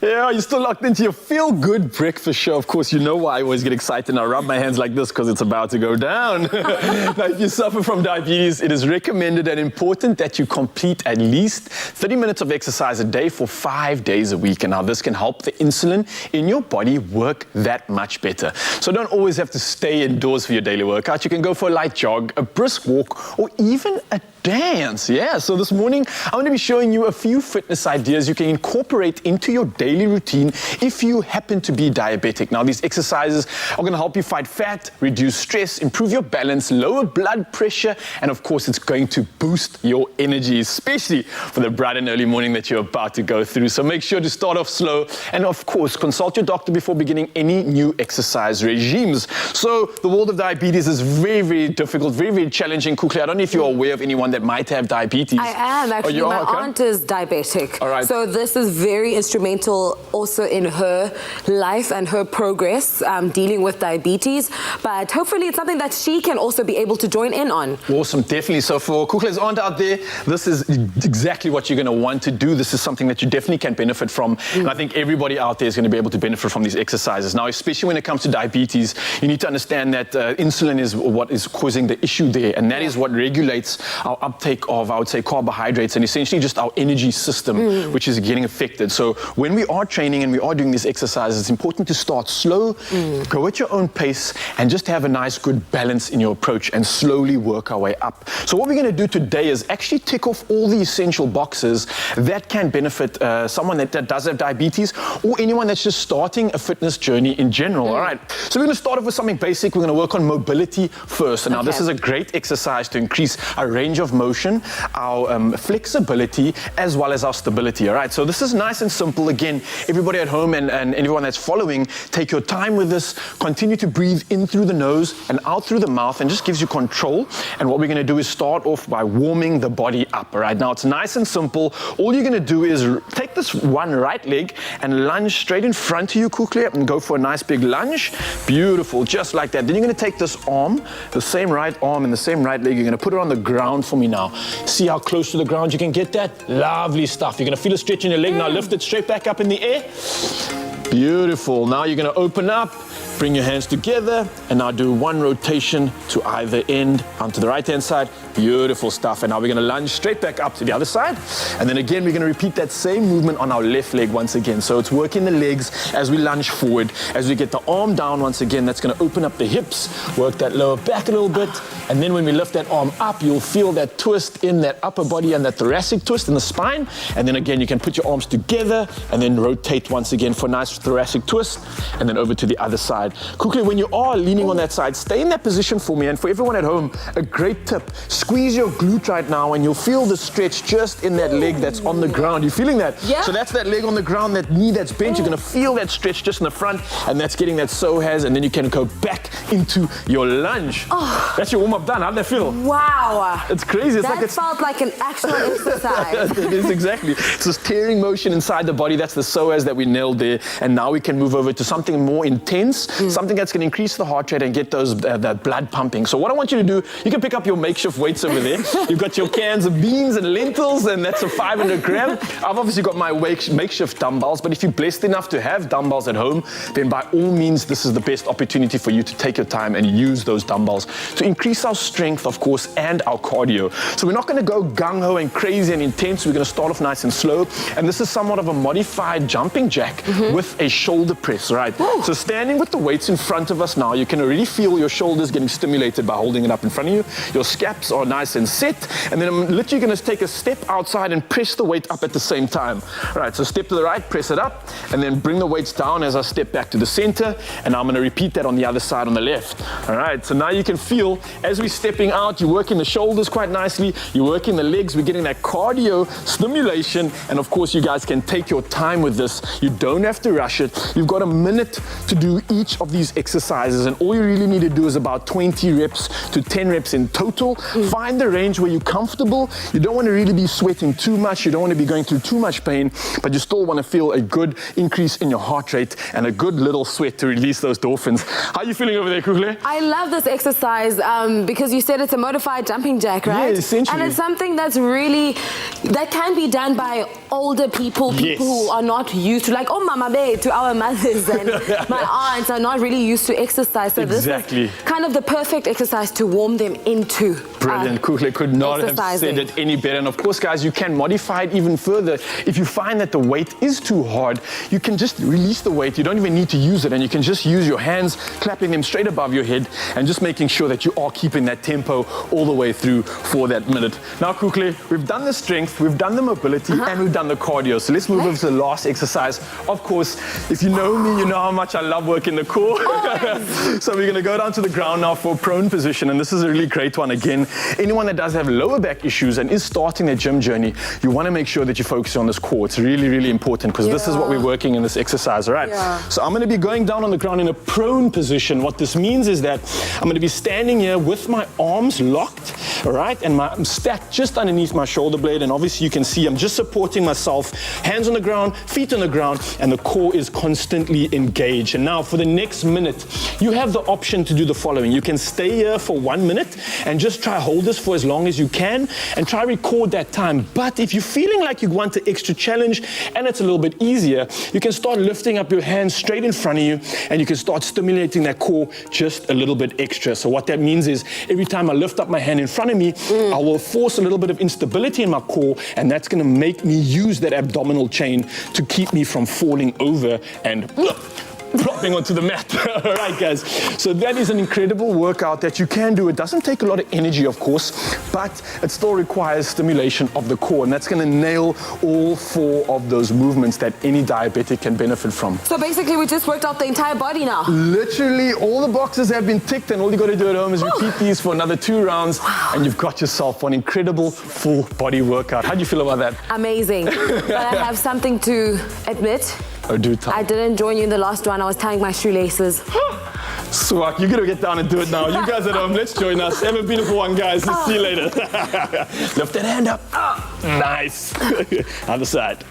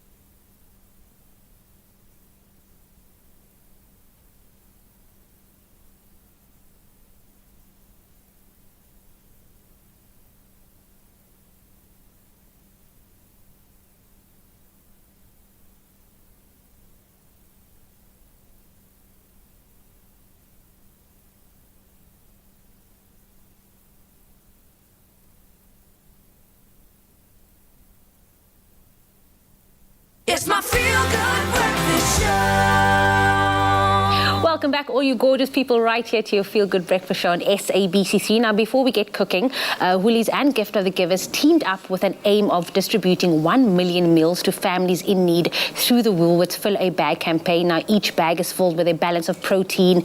We see some fresh fruit, vegetables, and other staples, as well as some hygiene products to help curb the spread of COVID-19. Now, we have under 260,000 meals to go before we reach that goal, and together I know we will be able to do so.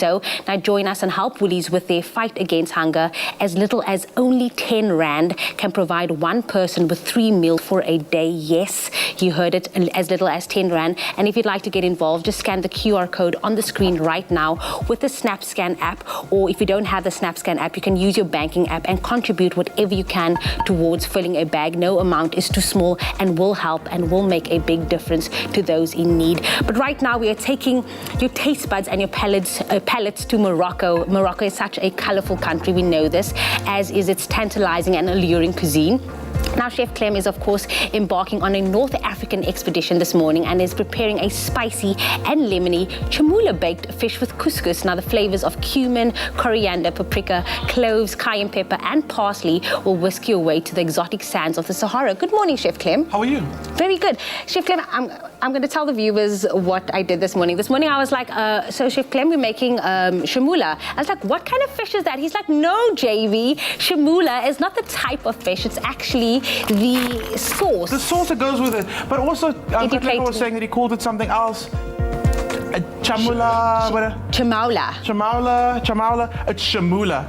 And chamula is really great. It's a very aromatic sauce from North Africa. They use it mostly on fish, but it works so well on chicken, on lamb, on beef. And for me, it's a really great way to take something like hake, which is very neutral in flavor, and you just pack it with big flavor when you pack it full of spices and herbs. And we're also talking about being diabetic friendly. We're kind of like playing on amplifying food by just using natural ingredients. And that's really great. That's amazing. That's how we should be cooking every day. I love that. Focus on the ingredients. So I'm using hake, and what I love about hake is it's neutral in flavor. It's not very strong, and which means it allows you to add flavor to it. It's a meaty fish that flakes very easily. It doesn't like a lot of cooking. So if you're going to be baking it, really great, 15 minutes, at a nice high heat to cook it through. It's beautiful fried. That's why we have it for fish and chips. It's so beautiful, soft and flaky, super easy to cook. What I'm going to do is I'm just going to cut this into 3 little chunks over here. If you want to take the skin off, you can. Hake is really difficult because it's so soft and tender. A lot of times when you take the skin off, it might break. My tip to you is actually cook the hake and then just pull the skin off if you really want. At the end? At the end. Okay, but I mean, it's fine. The skin is actually okay. So you take these 3 little chunks. I'm going to pop it down on our tray. What we're going to do is we're going to bake the hake with the chamula sauce on top of it. Bake the hake with the chamula sauce on top of it. That should be a song. Bake the hake. It should. So we're going to pop that in the bin. Let's make our chamula. So, like I said, it's a North African spiced sauce. But it's just beautiful, fresh flavors. That's what I love about it. So into our whisk, our mixer, we're going to add some celery leaves. We use celery stalks all the time, and what do we do with the leaves? We just chuck it away. Chuck it away. So this is It's perfect for going into soups. It just adds an aromatic, savory note. And if you're using the chamula, you get that little floral flavor in the background, and what is that? And it's actually that hint of celery. Got it. I'm not a big celery fan, but I love celery leaves. It's really, really good. So we're going in with some coriander, and then garlic has to go in. Always. Always. I feel like with fish as well, you always want to have that garlic lemon vibe to it because it just elevates the fish to a whole new level. For sure. Some chili spice went in there and some paprika. And then a little bit of coriander and cumin mix. Of course, because that is a pair. Whenever my mind just goes cumin, coriander, we just pair that, they married. You know what I find what a coincidence is, in Indian food we always use coriander, cumin and chili, and then in also Mexican food as well, coriander and cumin, it features quite a lot, and then also North African coriander, cumin. I just love how spices bring the world and all the cuisines together. It's really, really great. So lemon going in, using fresh lemon, and we're using those Clement Golds, of course. Of course, because you can see all the juice coming out of there. Absolutely. Hit it with a little bit of olive oil, extra parsley going in. That's going to add some nice freshness to it. And then you can totally just chop this up and make it a nice coarse, where I put the lid of the sink. I was just going to say, now you don't have a lid on, just now it goes all over the place. Wow, chamula for everybody. Everyone. And then Give that a good mix. You don't want to do it too much, it turns into like a puree. You don't want to give it, so you keep it nice and chunky. So here we go. So we got our shamula over here. All you're going to do is you're going to spoon it over. I need to salt. Salt, very important. Always season your fish, or else it's going to take very bland. So hit it with a bit of salt. Good. Hit it with your shamula. So you're actually going to bake with the shamula on, not bake it first and then put the shamula on.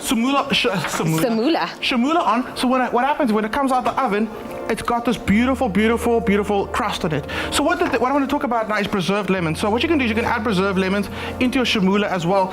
And young Nicole and young Kelly made these preserved lemons for us. And it's so easy. All you do is you take your lemon golds, just cut like slits down the side, pack it in a jar with salt, and then it literally...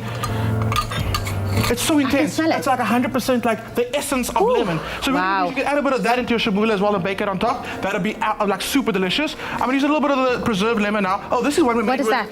Sumac and oregano for the preserved lemon. Oregano. Oregano. People like, I don't know what you call it. Oregano. Each to their own, man. Potato. Here we go. So couscous. This is whole wheat couscous. All I did, you can see this is dried couscous right now.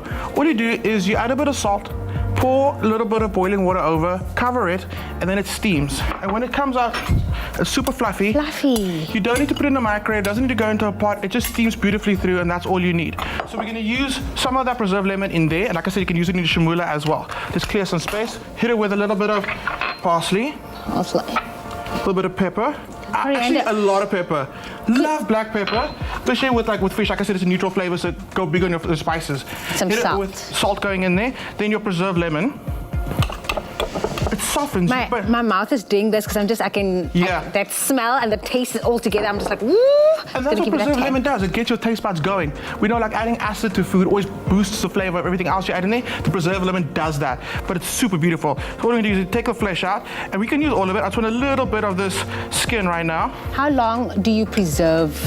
This one was for about a week, but because it's packed in salt, it will literally, you'll be able to give it to your great-grandkids.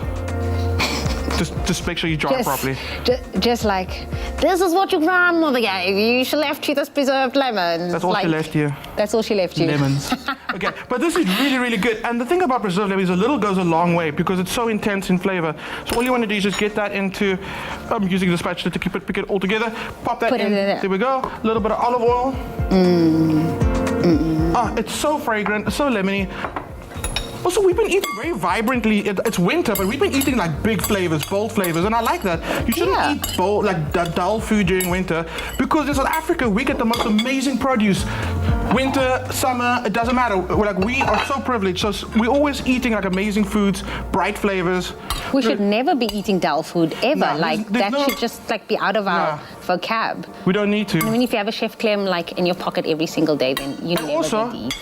YouTube, go back and check out all of our segments. I mean, you should never have any issue finding out what's for dinner tonight. We really have got you sorted. Beautiful hake. Pop that down. That is gorgeous. I mean, if you're ever looking for a really easy dish to use fish, this is the one. It is so simple. A little sprinkle like that. And squeeze that lemon gold, just that juice is coming out. Chef Clem, what are you doing to our life right there? Fish done. This is such a simple dish to do. If you missed out on any of these steps and you want to get the full recipe, head on over to our website, expressoshow.com. You can get your hands on this. It smells amazing. It is amazing. And I'm sure it's going to taste amazing. Chef Clem, thank you very much. Thank you.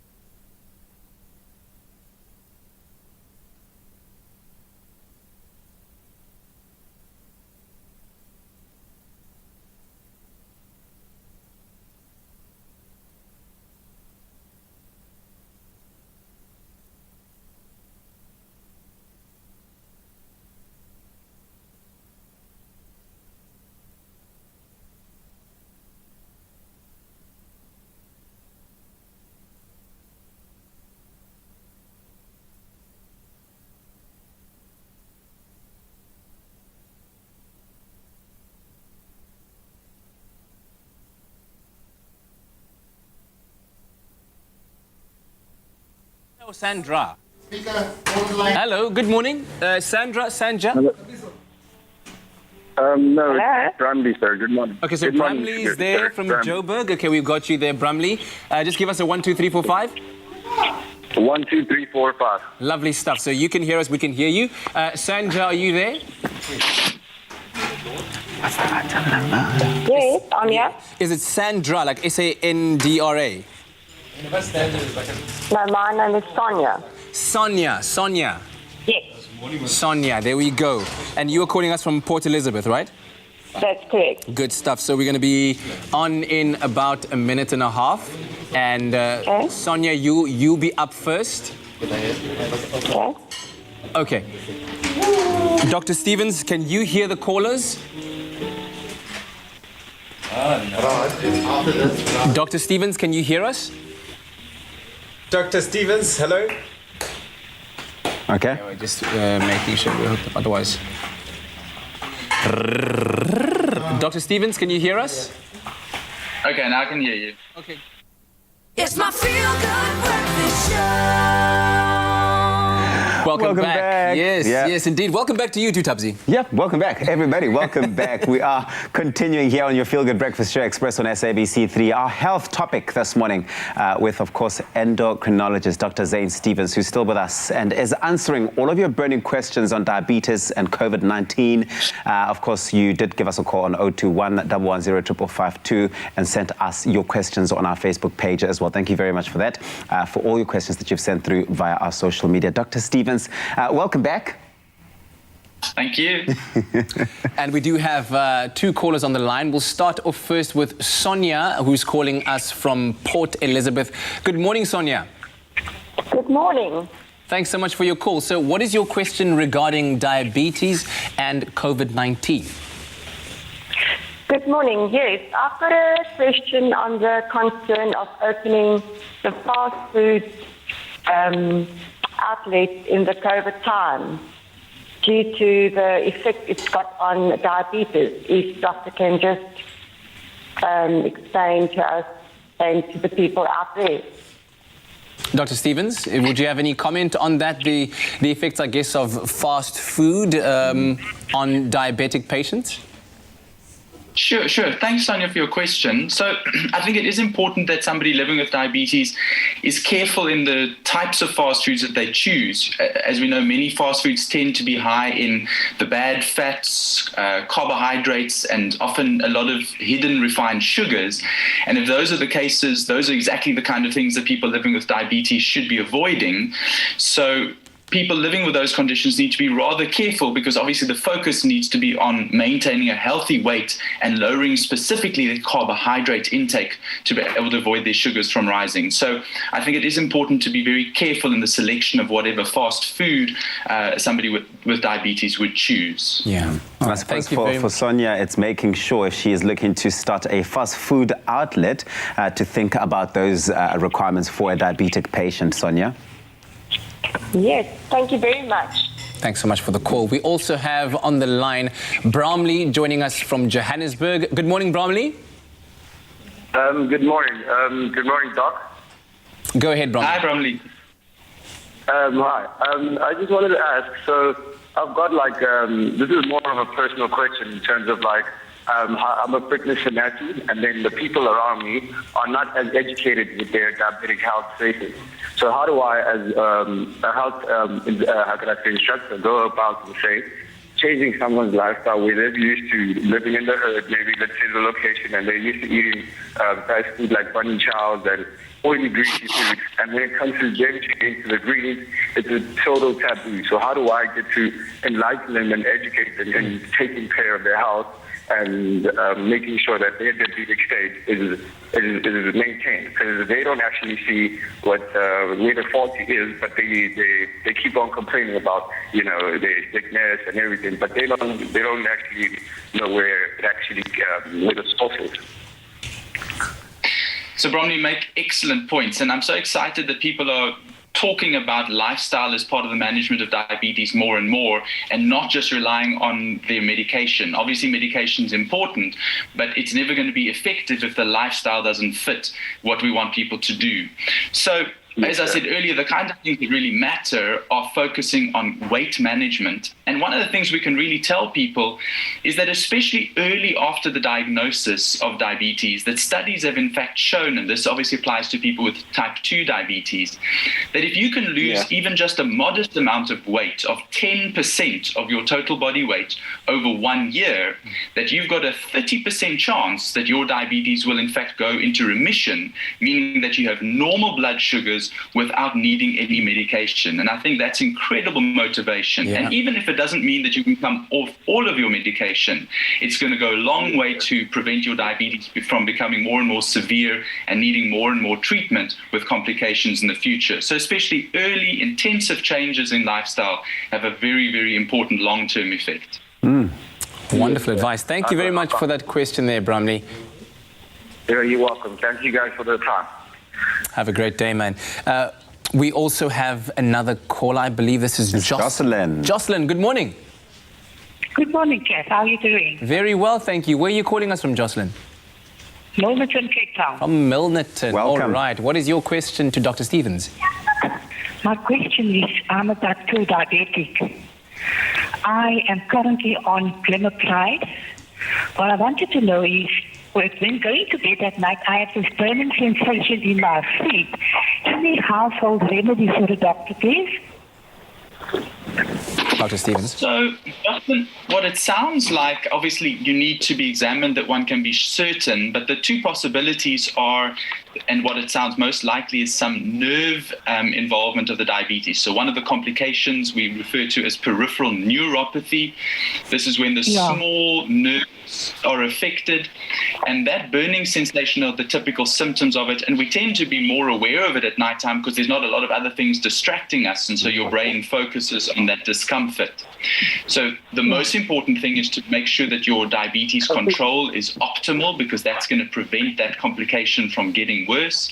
And then there are certain medications which have proven benefit at improving that sensation and preventing it from getting worse over time. So definitely think it's something you need to check in with your healthcare practitioner about to ensure that your diabetes is well controlled and offer you some treatment to alleviate that discomfort and help you get a good night's sleep. Jocelyn, thank you very much for that. Thank you. Thank you, Jocelyn. Thank you, Bramley, and of course, Sonia, who called in with such great questions for the doctor, Dr. Zane Stevens. Of course, we do have some questions that have come through on social media as well. We do. Not sure whether we have enough time, but we'll just quickly take one of them. Pinky says, my mom is diabetic. What can I do to prevent it? She was diagnosed at the age of 50, I guess, because she exercised a lot. So I guess it's the question of whether it can be, it's hereditary, basically, Dr. Stevens. What can people whose parents or whose grandparents are diabetic do to prevent themselves from contracting the condition? So I think the most important thing is, if you come from a family, is have yourself screened. So on perhaps an annual basis after the age of 30, those individuals should be having their blood sugar checked to make sure that they can be diagnosed early with a condition. And then follow all of these healthy lifestyle principles that we've been discussing so far. You can't do anything about your genes, unfortunately, but you can do a lot about how you live your life. And if you exercise and eat correctly, you're going to go a long way to prevent this from happening to yourself. Fantastic. We do have another one, but unfortunately we don't have enough time. But this has been amazing. This is fantastic. Very insightful. We love it. And educational Health Tuesday, or Tuesday Health Talk. Thanks to you, Dr. Zane Stevens. We really do appreciate you for sharing your knowledge and your expertise on diabetes and COVID-19 with us this morning. Thank you. Thanks for having me, guys.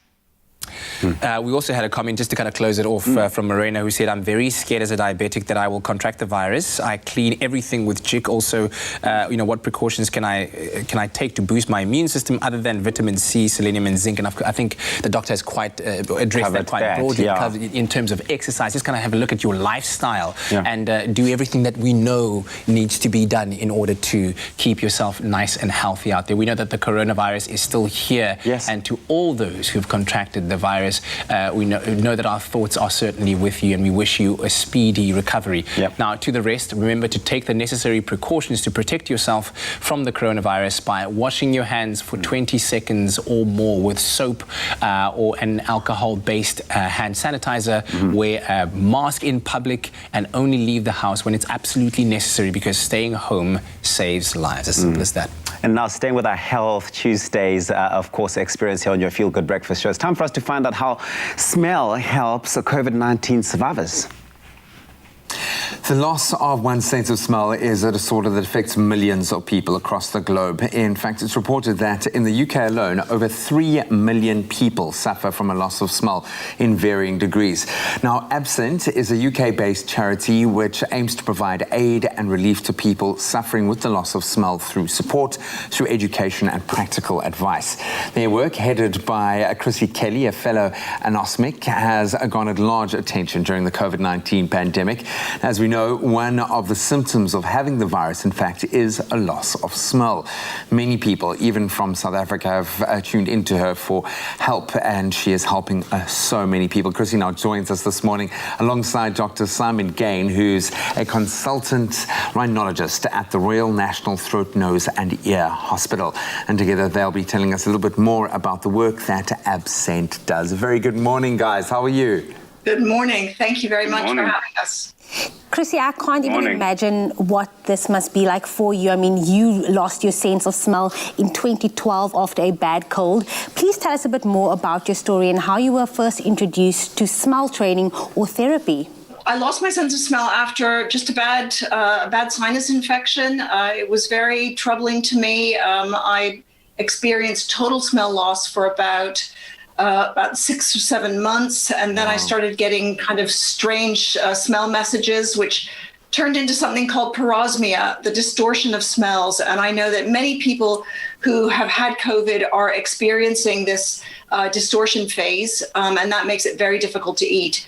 But for me, for my recovery, it took me about 9 months to get to an ENT who understood a little bit about smell disorders, and he told me that I should try smell training. At the time, there was no real program. There were no real instructions. So one of the things that I really wanted to do was find a way of doing it that worked for me. And once I had hit on that, I wanted to share that with other people.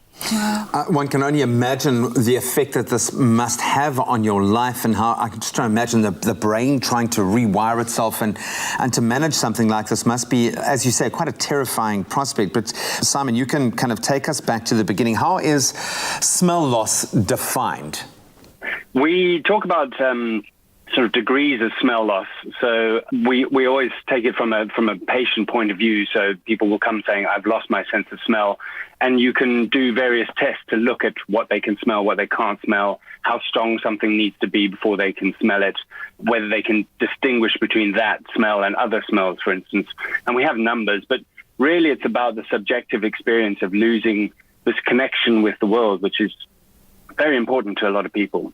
Simon, when would you then say someone that is experiencing this should consider smell training? Most people should be doing smell training, actually. We know that for normal people, if you watch perfumers when they start learning to mix perfumes or understand perfumes, they have the same sense of smell as me.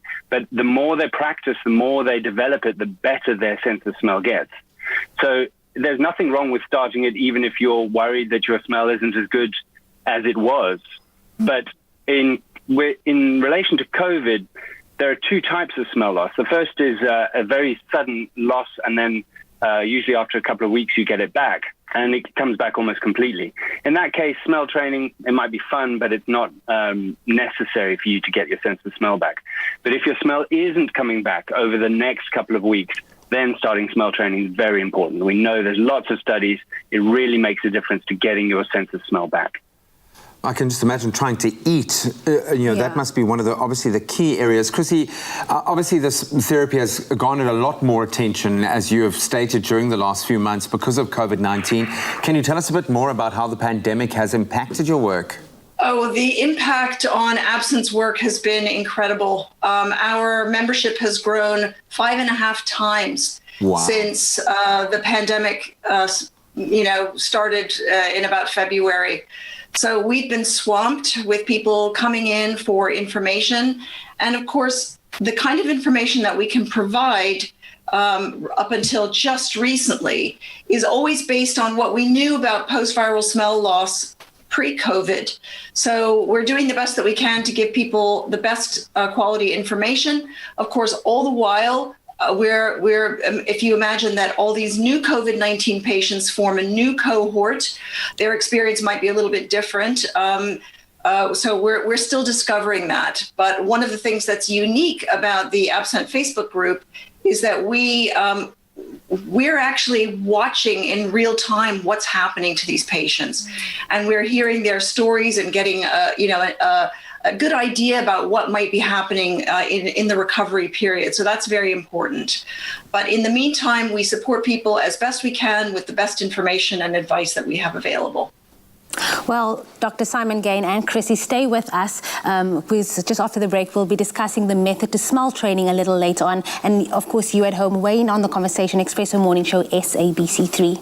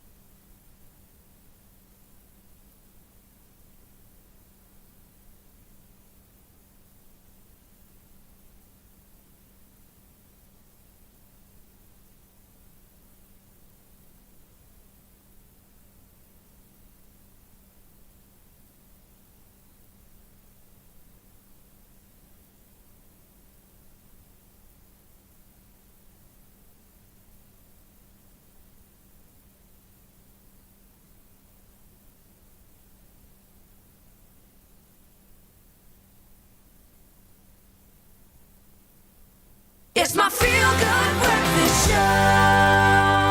Early on in the show, we spoke to Chrissy Kelly, who's the founder of Absent, a UK-based charity that aims to provide aid and relief to people suffering with a loss of smell through support, education, and practical advice, alongside Dr. Simon Gain, who's a trustee of Absent and a consultant rhinologist at the Royal National Throat, Nose and Ear Hospital. Now, they're both back with us to discuss the method of smell training. Thank you so much for staying with us this morning. Thank you. Chrissy, I'm going to start with you. How do you go about training someone's sense of smell? What is the actual method that you use? And for a general person without COVID-19 necessarily, how are you going about this before this new era? Well, it's quite a simple technique. What we ask people to do is smell 4 different essential oils twice a day, every day, for a minimum of 4 months. And what I do, the method that I've devised is to use a small jar. So this is just a 1 ounce jar. And you'll see that the jar is brown. That's very important. It keeps the light away from your essential oils. Essential oils go off very quickly in sunlight or heat. So it's important to keep these somewhere where they're not going to be in sunlight. Degraded. Okay. I just put the essential oils, a few drops in the jar on a little bit of absorbent paper, and then just put my nose down to the jar, sniff for about 20 seconds for each different jar, pause in between, and that's it, really. The thinking about the smell training is a very important aspect of it. You shouldn't feel put off from smell training if, when you put the jar to your nose, you don't smell anything at all, because that's quite normal. Obviously, you've lost your sense of smell. So it is the gradual, doing it every day. You must think about it like physiotherapy for your nose. So the evidence is clear on that. It's been reviewed over and over again. We know that smell training will improve your sense of smell. Simon, for you, Take us through it. How long does the training generally take before start regaining a sense of smell? Can people then expect a full recovery after going through this? So when smell training started, it was a couple of months. But actually now we know that the longer you do it, the better you're going to get.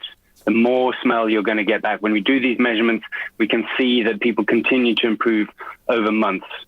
And one of the difficulties is trying to encourage people in the early stages, like Christy was saying, when you're smelling a pot and you're not getting anything, it can be very frustrating. So one of our strongest messages with absinthe is just to keep going. The longer you keep going, the harder you try, the more likely you are to rebuild your sense of smell. Unfortunately, not everybody is going to get their same sense of smell back. Christy often talks about rebuilding a sense of smell from the ground up. And a lot of the connections in the brain that are linking to memories or to emotions, those are more difficult to rebuild than the ability to smell coffee again or something else. Thank you so much. I know there are a huge amount of people that are really interested, and there are probably kind of a few light bulb moments going off now where people might not have considered to what extent they've lost their sense of smell. But knowing that there is a resource out there is very encouraging. Chrissy, where can people find out more? What resources can they lean on? Right. Well, we've got two important ways of helping people. We have a Facebook group, which you can find by just going onto Facebook and putting Absent in the search bar. So that's ABSCENT. Absent has 3 Facebook groups now. The one for COVID-19 patients says that in the title. We also have a group for people with parosmia, this distortion of smells. And that's quite an interesting one because we're doing research in parosmia, and it's great to have people all together to discuss. We also have the website, absent.org, with a full range of services. It's an interactive website. You can fill out a questionnaire and become a member, and then we've got lots more content behind the membership curtain, if you like. So we've got lots of things coming up, including some new British Rhinological Society guidelines, which will have their own page within Absent. Wow, thank you to both of you for taking the time to explain this. As I mentioned earlier, I think a lot of people will be comforted to know that there is something that you can actually do about it. We'll keep all of those details up, but thank you for joining us and for the work that you're doing every day. Thank you very much. Thank you very much.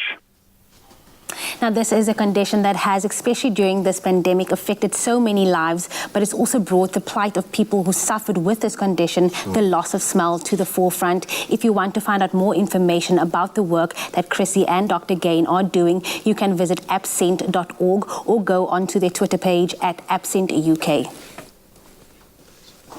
It's just gone 1 minute past the hour on this Tuesday morning. Here's a last look at the news headlines. On the national news front, Higher Education, Science and Innovation Minister Dr. Blade Nzimande says the 64-dish meerkat, the precursor to the Square Kilometre Array, or SKA, will be expanded by 20 dishes at a cost of 800 million rand. During a virtual sitting of the National Assembly, Nzimande said that the meerkat, located at Sutherland in the Karoo, continues to perform great science and has already been able to contribute to several important discoveries, giving the world a glimpse into the star formation history of the universe. The expansion will be a partnership between South Africa, Germany, and China. Now, healthcare services at the Freedom Square Clinic in Bloemfontein were disrupted yesterday after several staff members, including a nurse, were diagnosed with COVID-19. Scores of patients were unable to access their medication after the facility was closed. Meanwhile, a further 298 new COVID-19 related deaths have been recorded, bringing the country's toll to 7,067. The country has now recorded 452,529 cases with 274,925 recoveries. On the international news front, 5 scientific institutions have joined forces in a cross-border effort to preserve the endangered Lake Titicaca, a giant frog, one of the world's largest exclusive aquatic frogs. Now, the giant frogs, which can measure up to 15 centimeters, can be found at depths of up to 100 meters in waters of Lake Titicaca, which straddles the border between Peru and Bolivia.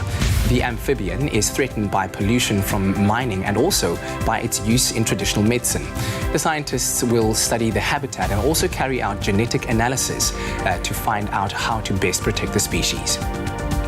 In other news, Ethiopia's Prime Minister Abiy Ahmed has unveiled a locally assembled electric car from Marathon Motor, a joint venture between Korean auto giant and Haile Gebrselassie, most famous for his achievements as a long-distance runner.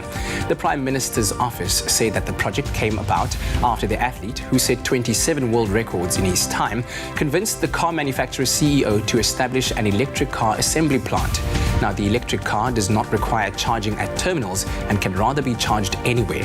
Abiy Ahmed said such investments supported the country's climate resilience and greening ambitions. And now news of an alpine rescue dog having to be rescued from England's highest peak. A large dog, whose breed is best known as an alpine rescue dog, had herself to be rescued after collapsing while descending Scafell Pike, the highest peak in England. The 4-year-old St. Bernard named Daisy, formerly a rescue dog, whose owner gave her a new home after a difficult early life, suddenly collapsed and was unable to continue. No less than 16 members of the Wasdale Mountain Rescue Team immediately responded to the call to rescue her. Daisy displayed signs of pain in her rear legs and initially refused to move when the team arrived.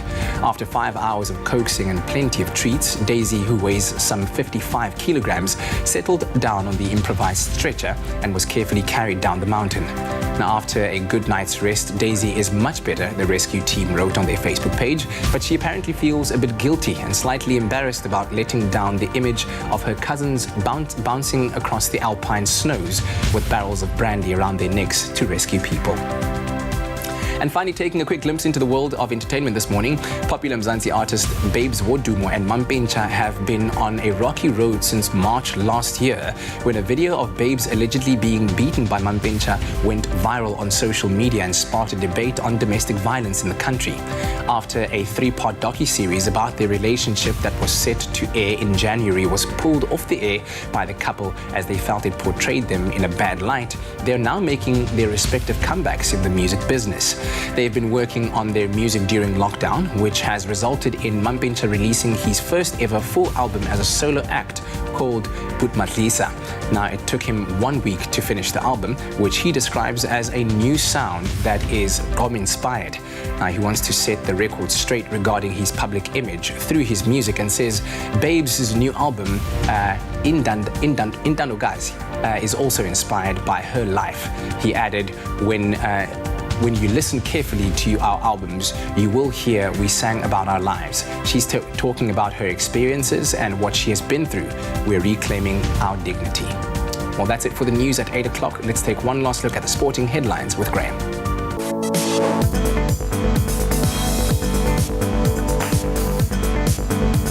Thanks so much, Kat. We start with probably the most hotly anticipated story on the roster this morning. Soccer is back. South Africa's soccer season will resume on Saturday, the 8th of August, starting with the Nedbank Cup semi-finals, then before the resumption of the PSL and Glad Africa Championship. This according to PSL Chairman Dr. Irvin Khoza yesterday. So all matches will be played behind closed doors, as has been the case in Europe, in venues that are still to be determined in Gauteng. Mamelodi Sundowns, they'll face Bidvest Wits, and Baraka FC will be up against Bloemfontein Celtic in the Nedbank Cup semi-finals. Then moving to international football, Juventus clinched their 9th successive Serie A title after star forward Cristiano Ronaldo helped his team secure a 2-0 win over Sampdoria in Turin. Ronaldo broke the deadlock just before half-time to score his 31st league goal. Federico Bernardeschi then scored Juve's second in the 67th minute to seal the win for Maurizio Sarri's side. And then finally onto cricket. Rain prevented play on day 4 of the third test between hosts England and the West Indies at the Emirates Old Trafford in Manchester yesterday. The 3-match series is currently tied at 1 apiece. So England would need 8 wickets on the final day to win the test and walk away with the series win. The West Indies, on the other hand, are 10 for 2 currently and would need 389 runs to win. That's a wrap of your sport for this Tuesday morning. Let's take one last look at the skies.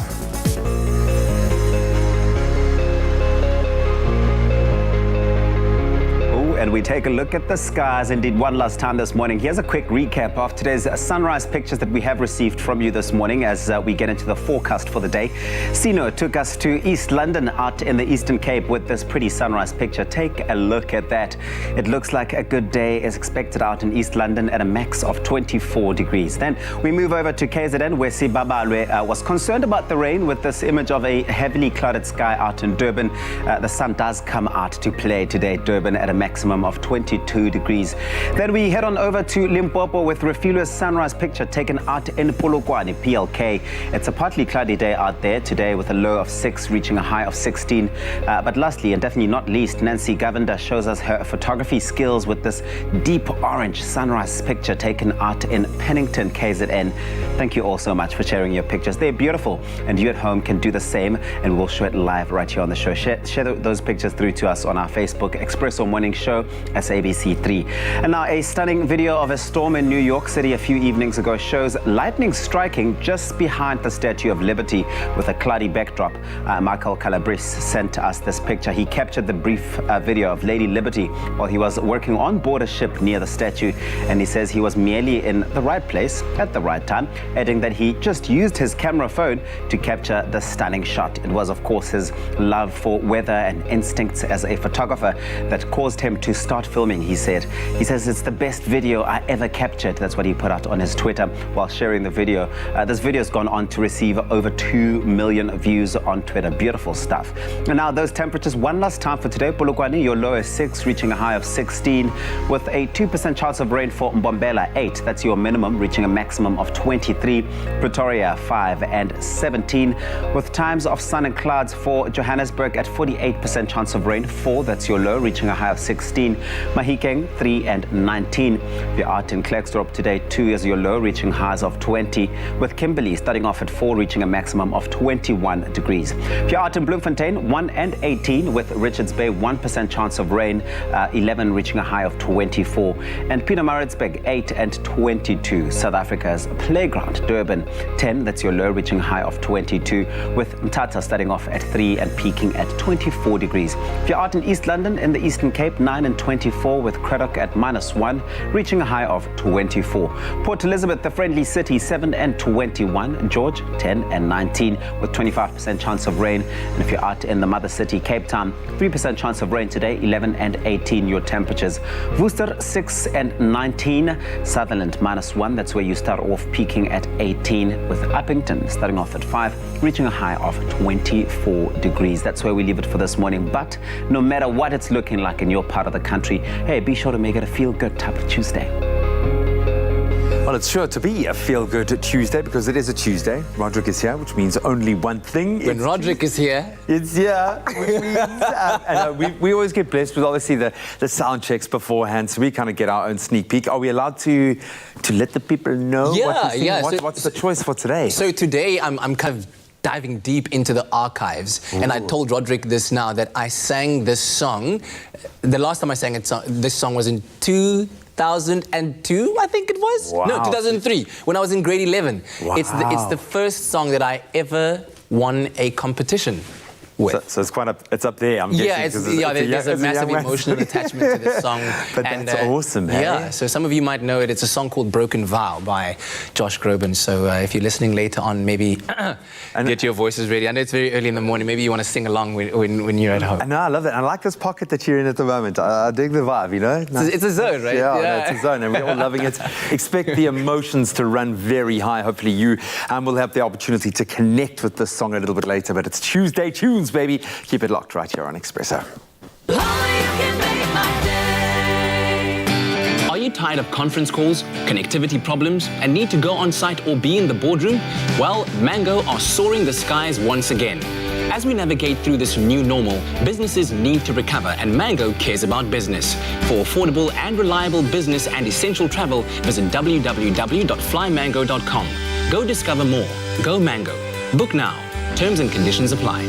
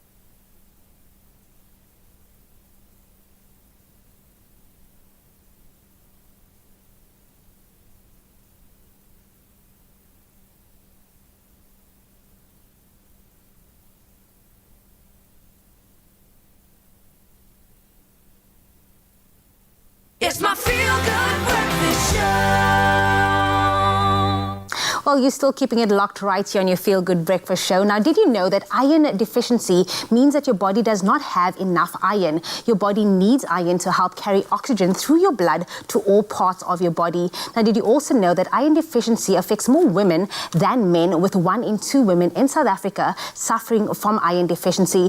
Now, Dr. Grant Fourie joins us on the line this morning to chat about what exactly iron deficiency is, the symptoms and also signs, and how one is able to treat it. Thank you so much, Doctor, for joining us on the line this morning. Thank you very much. I am more than excited to be part of this. Iron is the coolest element known to mankind, and not a lot of people know it. And so it's my job today to kind of convince you that if there is one element or mineral in this world that can change your life, this is probably it. So hit me with the big questions. I'm ready to go. Dr. Grant, I want us to take it back to the basics and understanding what iron is exactly and why our bodies need it. So it's a tough question because literally the iron is involved in almost everything in your body, especially most of the iron in your body is used to make blood, but probably only 60-70% of it. The rest of it is used in your brain. Your body uses it in your gut. Your body uses it for good immune health. You even see people can get depressed when their iron levels go low. So there's something in my brain, there's something in my energy production of every system in my body that needs iron to function properly. It's really not just about blood. And as long as people kind of think it's just about blood, we might be missing out on some of the more important aspects of what iron is doing and where we find iron in your body. The thing about iron is, what you mentioned, is that 1 in 2 women are probably running iron low. And it is primarily a female problem, although interestingly men have a problem with iron as well, but men often have a problem of excess iron. And it's an interesting thing that as inflammation in a man goes up, his iron levels go up, so we can actually use it as a marker to see how his general health is. But women, especially young women in the fertile reproductive stage of life, so all women having periods, all women who are pregnant, young girls and children, these are your vulnerable groups where we're just seeing that the iron levels are low across the board. But we have a problem with the way that we're testing at the moment, because we so often just test something in your blood called hemoglobin, which is the part of the blood that carries the oxygen. And it's an absolutely important one to test. Most of the iron is in that blood cell, but by the time that's starting to get low, we find the other areas that iron is needed in the body have probably been low for a long time already. So this is sometimes the last sign that your body is iron deficient rather than the first sign. Doctor, maybe take us through that. What are some of the signs and symptoms of low iron, and are these specific to iron deficiency? A lot of people think if I don't have iron, I'm tired. So unfortunately for you and me, as the doctor, there are hundreds of reasons you can be tired, but it definitely is one of the most common symptoms of low iron. But you can have weird things. You can have pain. You can have weakness. You can have endurance issues, which you sometimes find, like, you can say, look, I go for a 3K jog every morning and I seem fine, but when I climbed Table Mountain last week, I was so short of breath. So as soon as you put that extra pressure on your heart and on your blood pressure and your pulse, suddenly the iron deficiency becomes a real thing, and it's separate from fitness. So you can't sort of out-train iron deficiency. So tiredness, weakness, by far the most important signs. But there's some odd ones. I mentioned the depression that some children get, well, adults as well, but often in children, this is one of the first signs: tiredness, lethargy. I'm just not interested. I don't feel like studying. I'm lying over the couch. We see a reduction in immunity, so these people are getting sick more often and taking longer to get better. We see weird things like cravings for ice is a very common craving. I just need to be chewing on ice. So people that are putting half ice and half brandy, you got to watch them.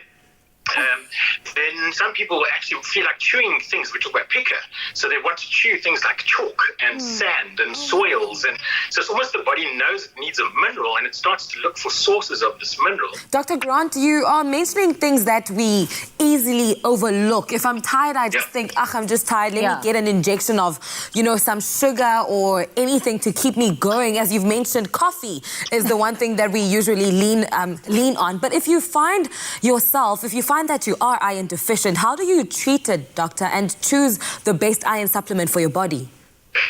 Very, very good question, because a lot of people think that if you eat meat, then you're getting enough iron, and we find this really not true. So food in itself is good to maintain iron levels, but as soon as there's a problem or a deficiency of iron in your body, you can't, or with great effort, increase that level of iron in your body purely by nutrition and food. So we find that we have to supplement iron. So if you know you have an iron problem, you eat iron-rich foods, so meats and specifically organ meats.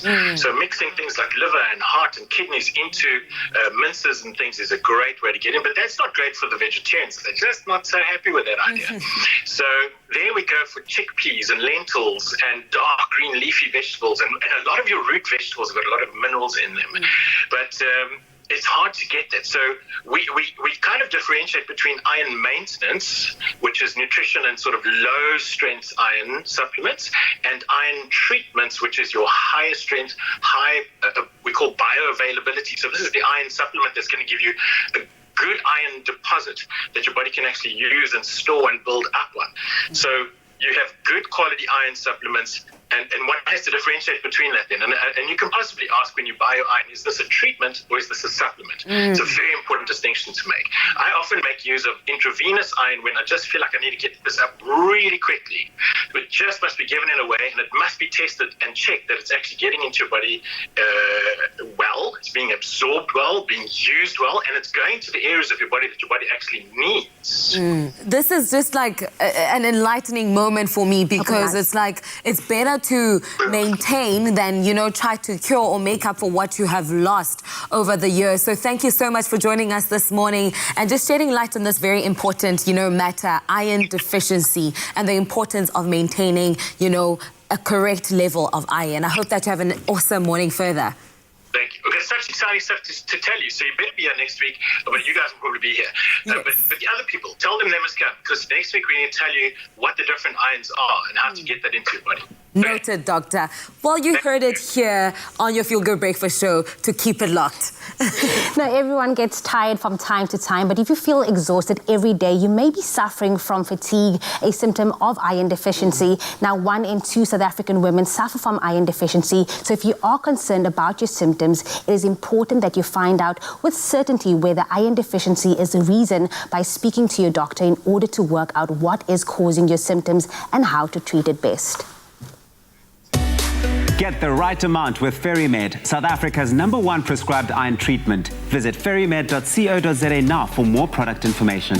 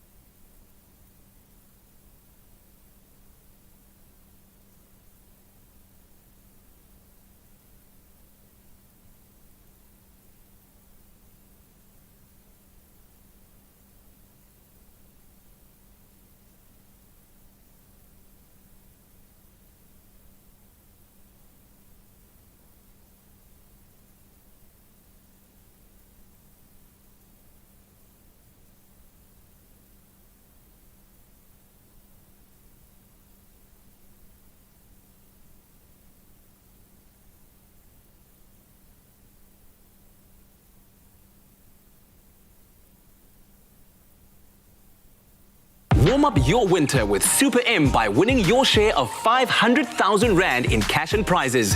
Whether you need a morning pick-me-up, a midnight snack, or a study cram filler, buy any Super M, follow Super M SA on Instagram or Facebook, upload a photo of you enjoying a warmed-up Super M, and use the hashtag warmupfiller to stand a chance of winning your share of that 500,000 Rand in cash and prizes. It's my Feel Good Breakfast Show. Happy birthday, a very happy birthday to you. Yes. Yes, it is that time of the day again when you hear that tune. You know what it means. We wish you, our loved viewers, yes, loyal ones too, a very happy birthday, and we celebrate you and all your glory. Alongside today, De Andre Cortez Way, also known as Soulja Boy. He turns 30 today. Yay. Is Soulja Boy only 30 today? Wow, look at that. Okay, well, he's an American rapper. He's a record producer and an entrepreneur. His debut single, Crank That, was self-published to the internet, and he later became a #1 hit in the United States. And I mean, obviously, he went on to become a hit himself all over the world. He recently removed all of his face tattoos. How did he do that? Wow. We hope that this is, of course, a new look for new music, hopefully. Happy birthday, Soulja Boy. Soulja Boy, not any, oh, watching Soulja Boy, not Superman, not walk me, woo! Crank that Soulja Boy. The millennials. Millennials. Okay, we're going to keep it going and keep it flowing. The next one. Okay, everyone's coming in. Yes. Crank it, Crank it, Nicole, come on. Crank it. Nicole, crank there it. There we go, yeah. Come on, crank. Ah, you better love it. Oh, man. Okay, listen, we need to get back to it. Okay, the next one reads for Elam. Happy birthday to a very kind and loving daughter, Elam. May you be granted all the happiness you deserve, inshallah, from your mom and dad and Moose family with love. Love you so much. And then the next one is to Angel. Happy birthday to my lovely daughter, Angel Ashley Manda. May your hopes and dreams come true. And always remember that your mommy loves you to the moon and back. And this comes from your mom, Sihle Ngomane. Then it's Nakolo's birthday. Happy 24th birthday to one of the gorgeous ladies around, Nakolo Mdoboza. May you have a wonderful year and all your dreams come true. God bless you. This is from the Muffs Models team. Hey, a model, a supermodel. Happy birthday, Nakolo Noxie. And then Khadijah, it's your birthday as well. 25th birthday, Khadijah. Happy birthday to an amazing daughter, sister, cousin, and friend, Khadijah Isaacs. We pray that the Lord protects and keeps you for many more years to come. Love you. This is from your mom, Keegan, Greg, and the rest of the family. And then to Bulelwa, I wish our essential worker very well, my sister-in-law, Bulelwa Dunjana. A happy birthday, and this comes from your sister-in-law, Vuyiswa Dunjana. Oh, looking spaffy there, Mama, with a red come through. And then a happy 10th birthday, my baby Taisha Ramsami. We love you so much, from your mom, dad, and your baby brother, Tyrell. Okay, then we have a special one, another special one on the top of the list of all of the special birthdays here. This one is for Sandra. This is from her hubby and, of course, her children and her friends who are wishing her so well. There's a message for it. They're saying here, they say, life doesn't come with a manual, but comes with moms. So let me take this minute and wish my dearest mom a happy birthday. I love you very much. Have a blessed day. This is from, obviously, Sue, Bebe, and of course, all of these lovely people who love you. In fact, we have Sandra Makaka on the line this morning. Look at all those stunning pictures. Sandra, good morning. Morning. Happy birthday, Sandra. Thank you.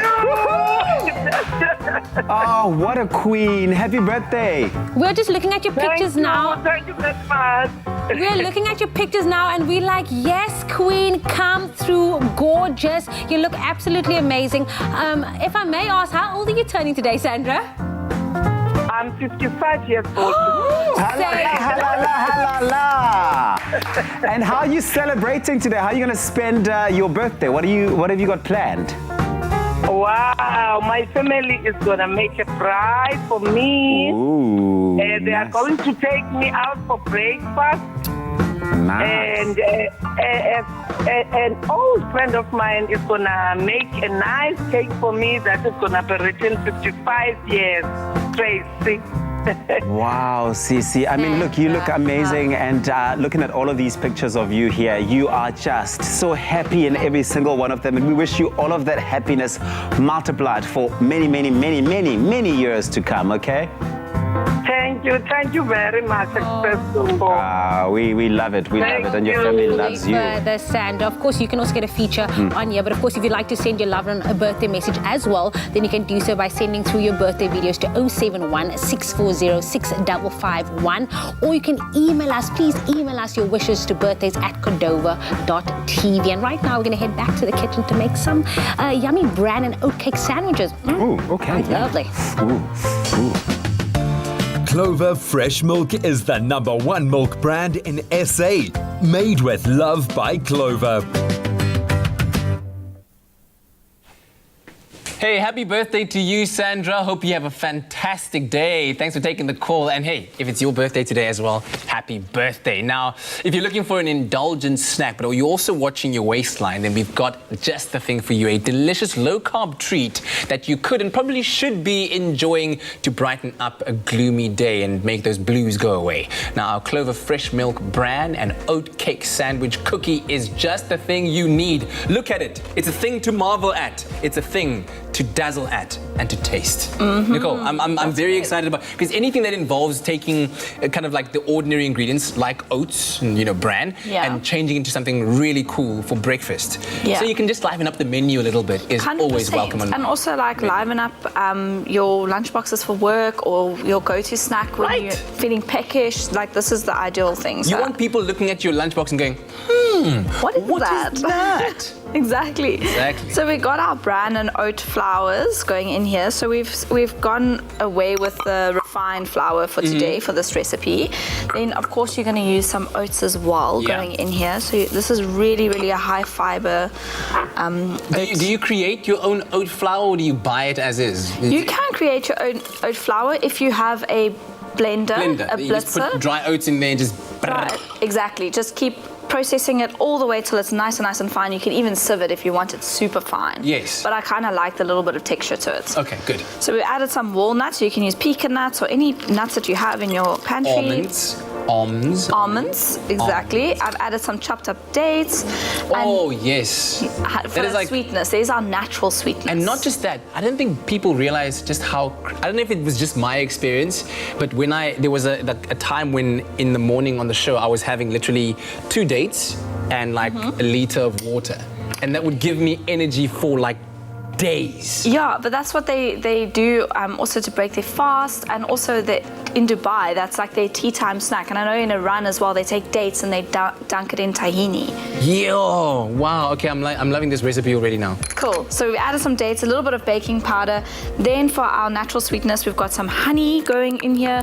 If you're diabetic and you can't have honey, then use your alternative like sweetener that you are comfortable with. Awesome, so we've got natural sweetness going into this. It's low carb, it's high fiber, full of nutrients. It's what you need. Wow. Exactly. So I've added 2 eggs in here as your binding agent.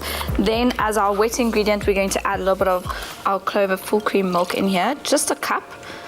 And you're going to mix this all together. That's what's so nice. It's so fuss-free. Everything just in one bowl and until everything's combined. So what's nice about this is you got your whole wheat flours and nut flour. So this is going to be a perfect thing for you to bring together. And then you are going to bake it on your baking tray on preheated oven of 180. Good stuff, And you're going to spoon it on like I've done here. So then they come out like these little cake cookie-cakey things, right? kind of thingies, if you will. Then what we do is once they've baked and cooled down, you need to, essential to cool down, because what happens is you're going to use cream cheese, and if you use cream cheese while they're warm, it's just going to melt all over the place. Ah, lovely stuff. Listen, I don't want to skip past the importance of the recipe that you were creating, because today during our health chat with Dr. Zane Stevens, we were talking about COVID-19 and diabetes, and we were sharing all kinds of tips on how you can better handle the condition, especially during this time. And having something like this is absolutely brilliant, because you're consuming whole wheat, whole grains in this because of the oats that you've got in there. And that, of course, is a brilliant way of regulating your blood sugar levels. Yeah. So if you're a diabetic, it's absolutely brilliant for you to have a snack like this on the go, ready to go. And the fact that we're incorporating Clover full cream fresh milk into it as well. Fun fact about it, each liter of Clover fresh milk undergoes 55 quality tests as well. So you're just getting goodness all around. Yeah, and also like this has your natural sugars in here as well. So you can choose your sweetener of choice and your fruit of choice. Even if you don't want to put dates in, you can put some apricots in, you know, a little bit of chopped apple in there as well would be quite nice. It's a very versatile recipe. Excellent. So what I've done is I've put some cream cheese in here, a little bit of honey, some orange zest. You can use lemon zest if you want to, a little bit of grapefruit zest if you want, and a little bit of, I mentioned honey in there, and vanilla. You did indeed, yeah. So what you do is you just put in a piping bag. If you don't have a piping bag, use a spoon and just pipe that filling all in there. I'm actually going to make this like a double layer thick one. Wowzers. And then you take your other hot top half. Boom. Done. Tea time. Tea time, snack time ready. I don't know, something crazy just went through my mind, but imagine that you were trying to, let's say, turn this into like a lunchtime snack, right? Could you possibly introduce a little bit of a layer of cheese to it there? Yes, I would totally do cheese. With some salami. Yes, so I would maybe skip the cream cheese. Yes, exactly. No, part. skip that completely. If you want to go with a savory part, like you're turning into like, and maybe some cucumber as well there. Cucumber, you can even do tuna and mayo. Hey! That could be quite nice with some cucumber. Oh, good, right? Can I have a shot at one of these? Go for it. Because I mean, it's taste it. It's a mountain. It's super delicious. They were baked this morning. Texture-wise, nice and firm. I don't know. Do you go one at a time or you go both? Both. It's a sandwich. You got to eat it like you would eat a sandwich. Eat a sandwich one.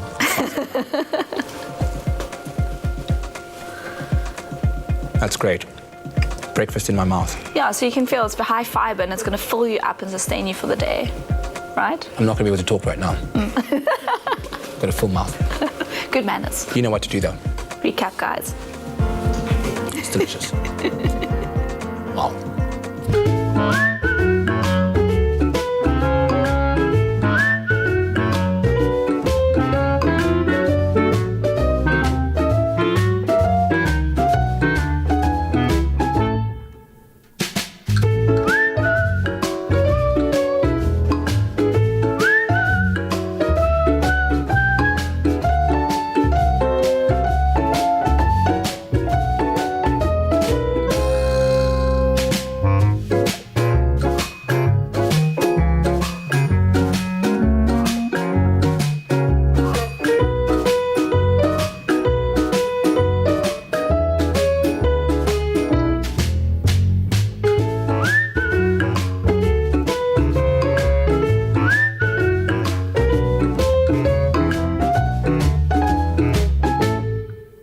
Made with love by Clover.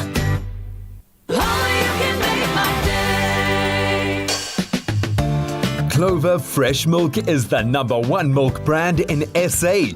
Made with love by Clover.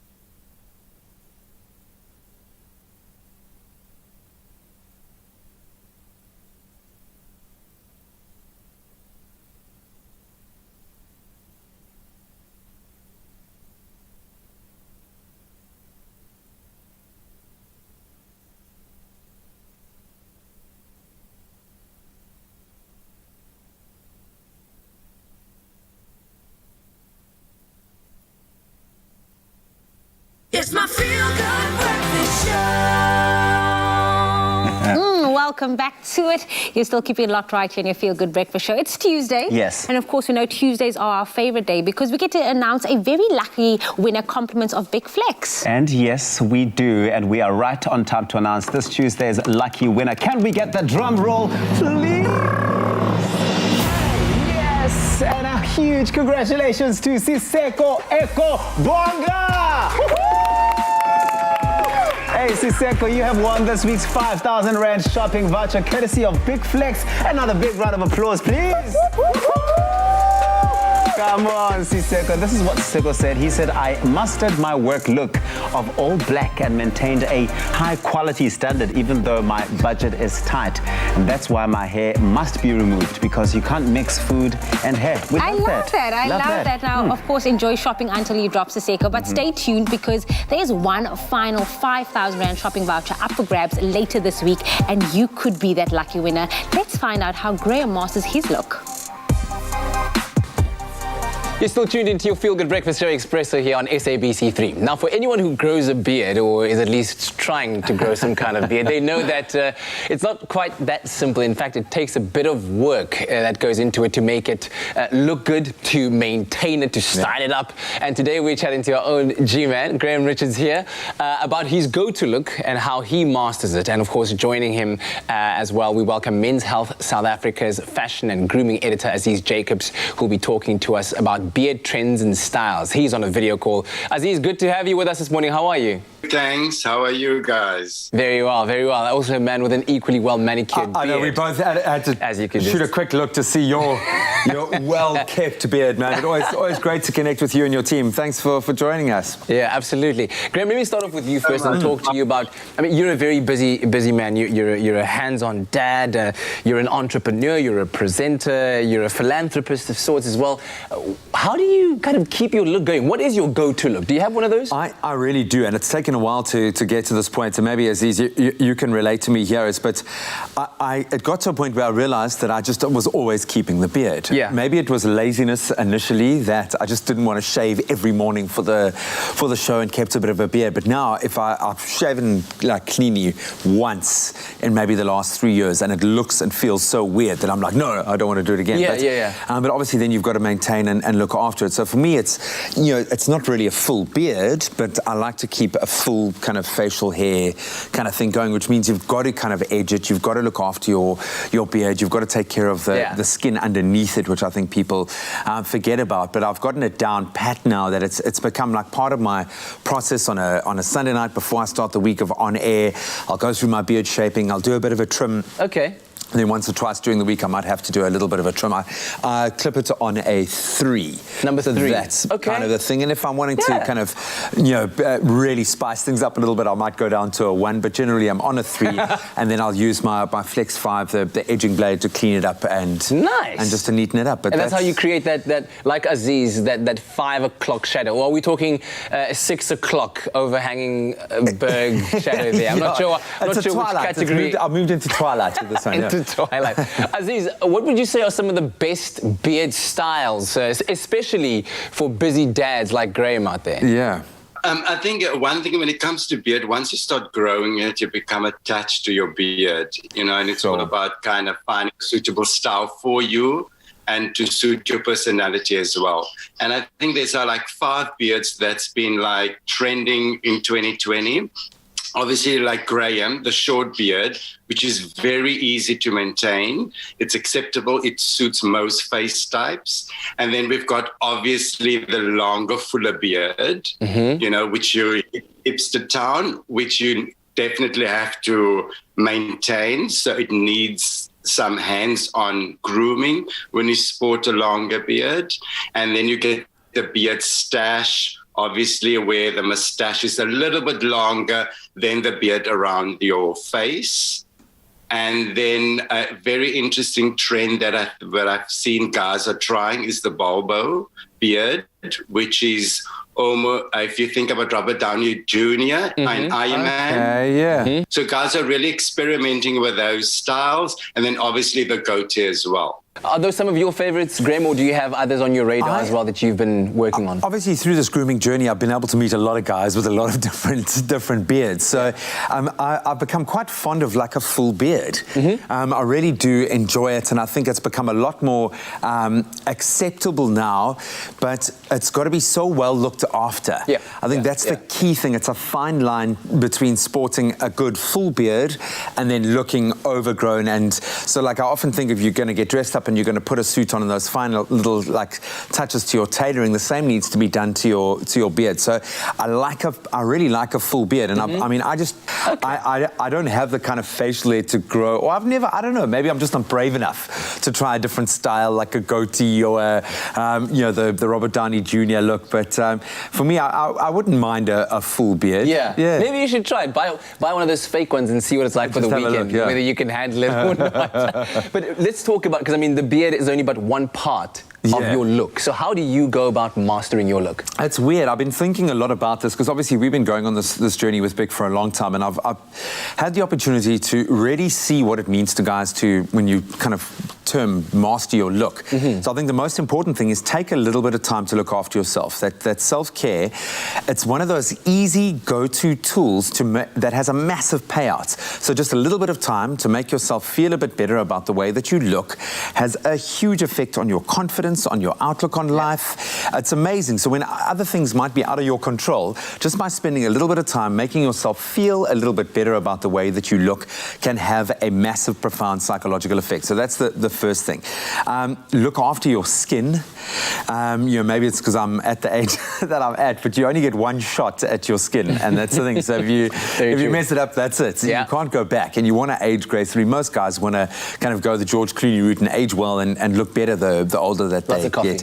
And value your barber, man. Who would have thought? Look them in the eye. Yeah, who would have thought that we needed our barbers so much, man? So make sure you listen when they talk and value that relationship. Aziz, what would you say are some of your top tips when it comes to mastering your look? I mean, you've been part of this journey with this campaign. So basically, it's very important, especially if you have facial hair or if you're first time trying to find a grooming routine, is to invest in the right tools and skincare products. It's very important to see a specialist to find out the type of skin that you have and make sure that you're using the right products. It plays a very important role in your grooming routine, and you'll definitely see results. And the sooner you start, the better. You know, especially when it comes to beards, and if you want to grow a fuller beard, you need the right tool. You need a beard conditioner, a beard cream, or you need a beard brush, which is very important, depending on the length of your facial hair as well. And it's all about maintaining your beard and maintaining your skin. And like Graham said, if you do have a fuller beard, it needs to be kept well and it needs to be maintained to look good. Aziz, thanks very much for being part of this journey. It's been awesome gaining insight from you. We really do appreciate it, man. My pleasure. Now listen up, there is one final 5,000 Rand shopping voucher up for grabs for one more lucky viewer. So to stand a chance of winning this last shopping voucher, all you have to do is to reply to the competition post on Expresso's Facebook page or on our Twitter page and tell us, how do you embrace your uniqueness using hashtag #MasterYourLook. And this week's competition closes at 12 p.m. on Friday the 31st of July, so do get entering, and remember that there's no limit to the amount of times that you can enter. You know, just saying, putting it out. Get on it. Terms and conditions that apply for the competition can be found on our website, expressoshow.com.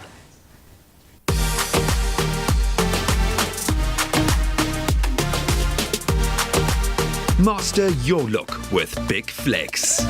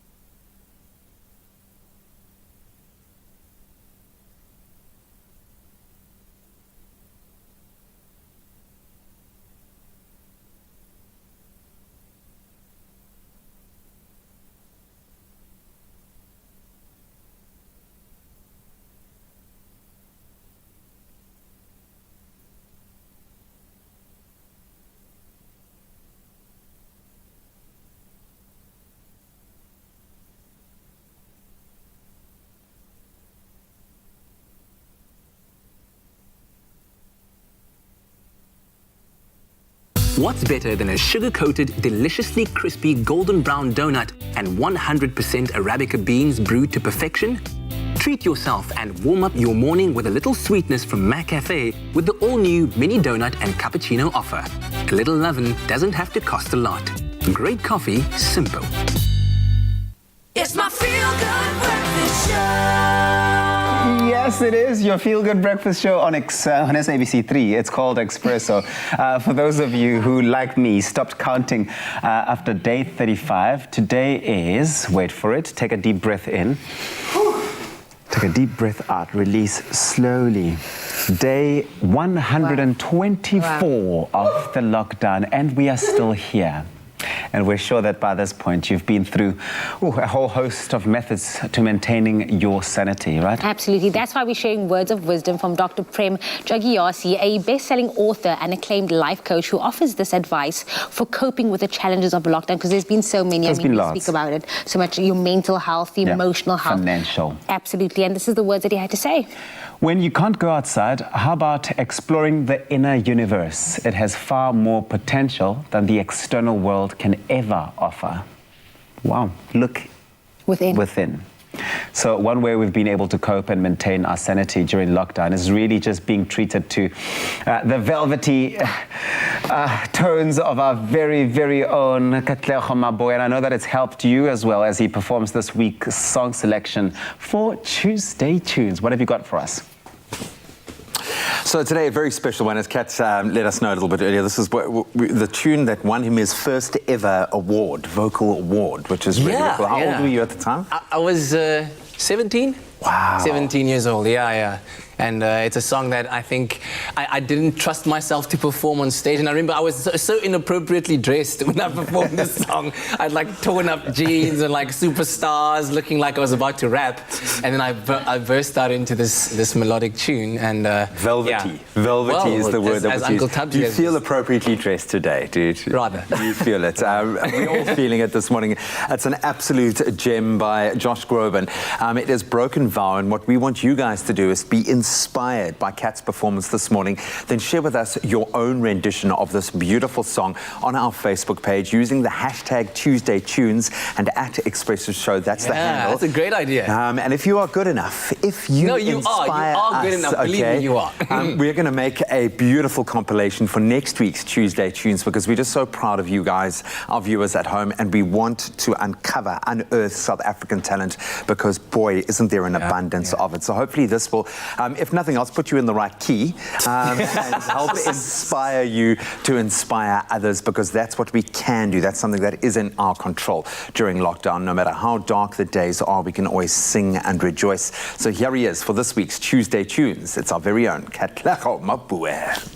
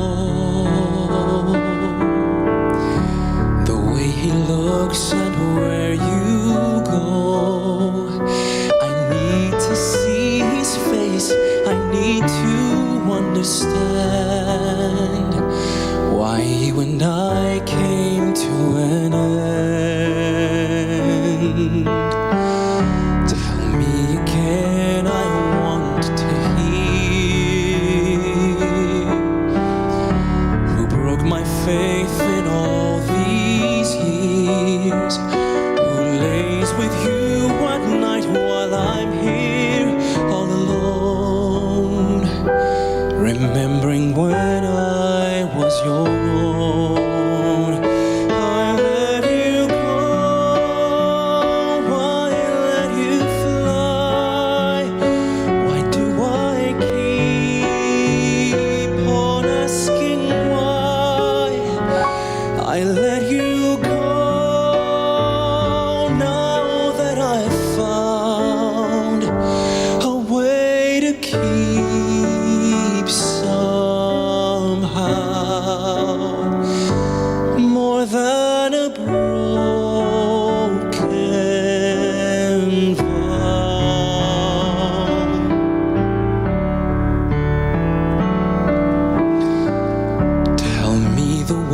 words I never said. Show me the tears you never shed. Give me the touch, the one you promised to be mine. Or has it vanished for all time? I let you go, I let you fly. Why do I keep on asking why? I let you go now that I've found a way to keep somehow more than a broken vow. I close my eyes and dream of you and then I realize there's more to love than only bitterness and lies. I close my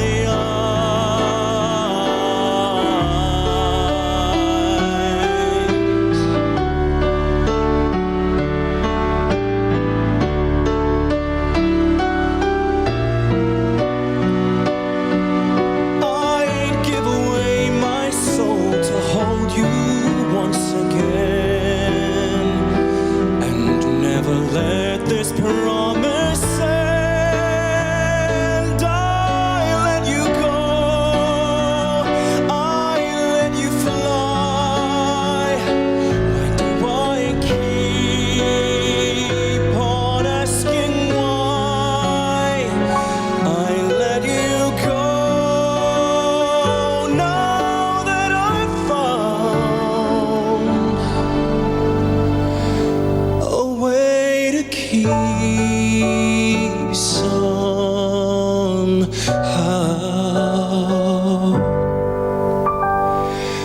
more than a broken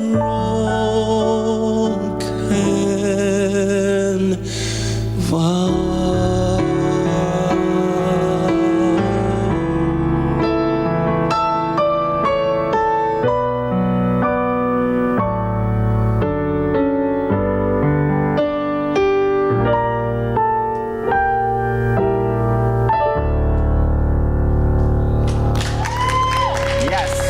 Yes, bravo, bravo, bravo. Wow. Wow. I think that might be one of my favorites, actually, that we've had in our Tuesday tunes. That was beautiful, dude. Do you know what? Sometimes I just sit back and I'm like, I work with talented people. Like, I can't even believe that I still get to work with But them a guys. bow, please, a bow, take a bow. please, Roderick, a bow, please. That was, Thank you very much. Thanks, Roderick. absolutely stunning, beautiful. And maybe you can emulate that performance. We'd love to see you try. Go onto the Expresso Morning Show Facebook page, post a picture, or post a video rather, of you singing Broken Vow. I think that was on Josh Groban's sophomore album, Closer. Maybe it'll appear on Katlecho's album that he's going to be producing before the end of the year. He has to do it. He has to do it. But we'd love to hear you perform as well. It's been fantastic this morning. It's been inspiring, right? We know so much around diabetes. I've learned a huge amount this morning, but one thing, I've been kind of on and off social media, and there's a trend that has surfaced that is just so beautiful that maybe you can fill me in a little bit more, because I didn't realize it was a thing, and now just wondering why the internet is awash with the most stunning, gorgeous pictures of beautiful women across the world. It's a thing called Challenge Accepted. It's where you're posting a black and white picture of yourself, and it's just to show that we as women are all standing together right now. We are for in union each other. for each other, all about empowering one another. So if you do have a picture, share it with us. I mean, so many media personalities, Kerry Washington, Kourtney Kardashian, Khloe Kardashian also shared her pictures. It's all about women supporting women during this time, we know, in South Africa as well, but all over in the world, we are standing together and supporting one another through this time. I love Reese Witherspoon's caption on her one, which was just on screen now. I don't know if we can see it, but she has such a powerful caption to it that speaks about women coming together. It's about a global sisterhood that's coming coming through. Mama What did she say? says, may we all continue to shine a light on one another. This is what sisterhood is all about. I love it, man. And there's so much darkness in the world at the moment. Boy, don't we need a little bit of light. So ladies, continue to shine that light on each other. Kat, thanks again for an amazing performance, my brother. Roderick as well. Thank you to you, beautiful souls. We'll see you tomorrow morning. Mwah.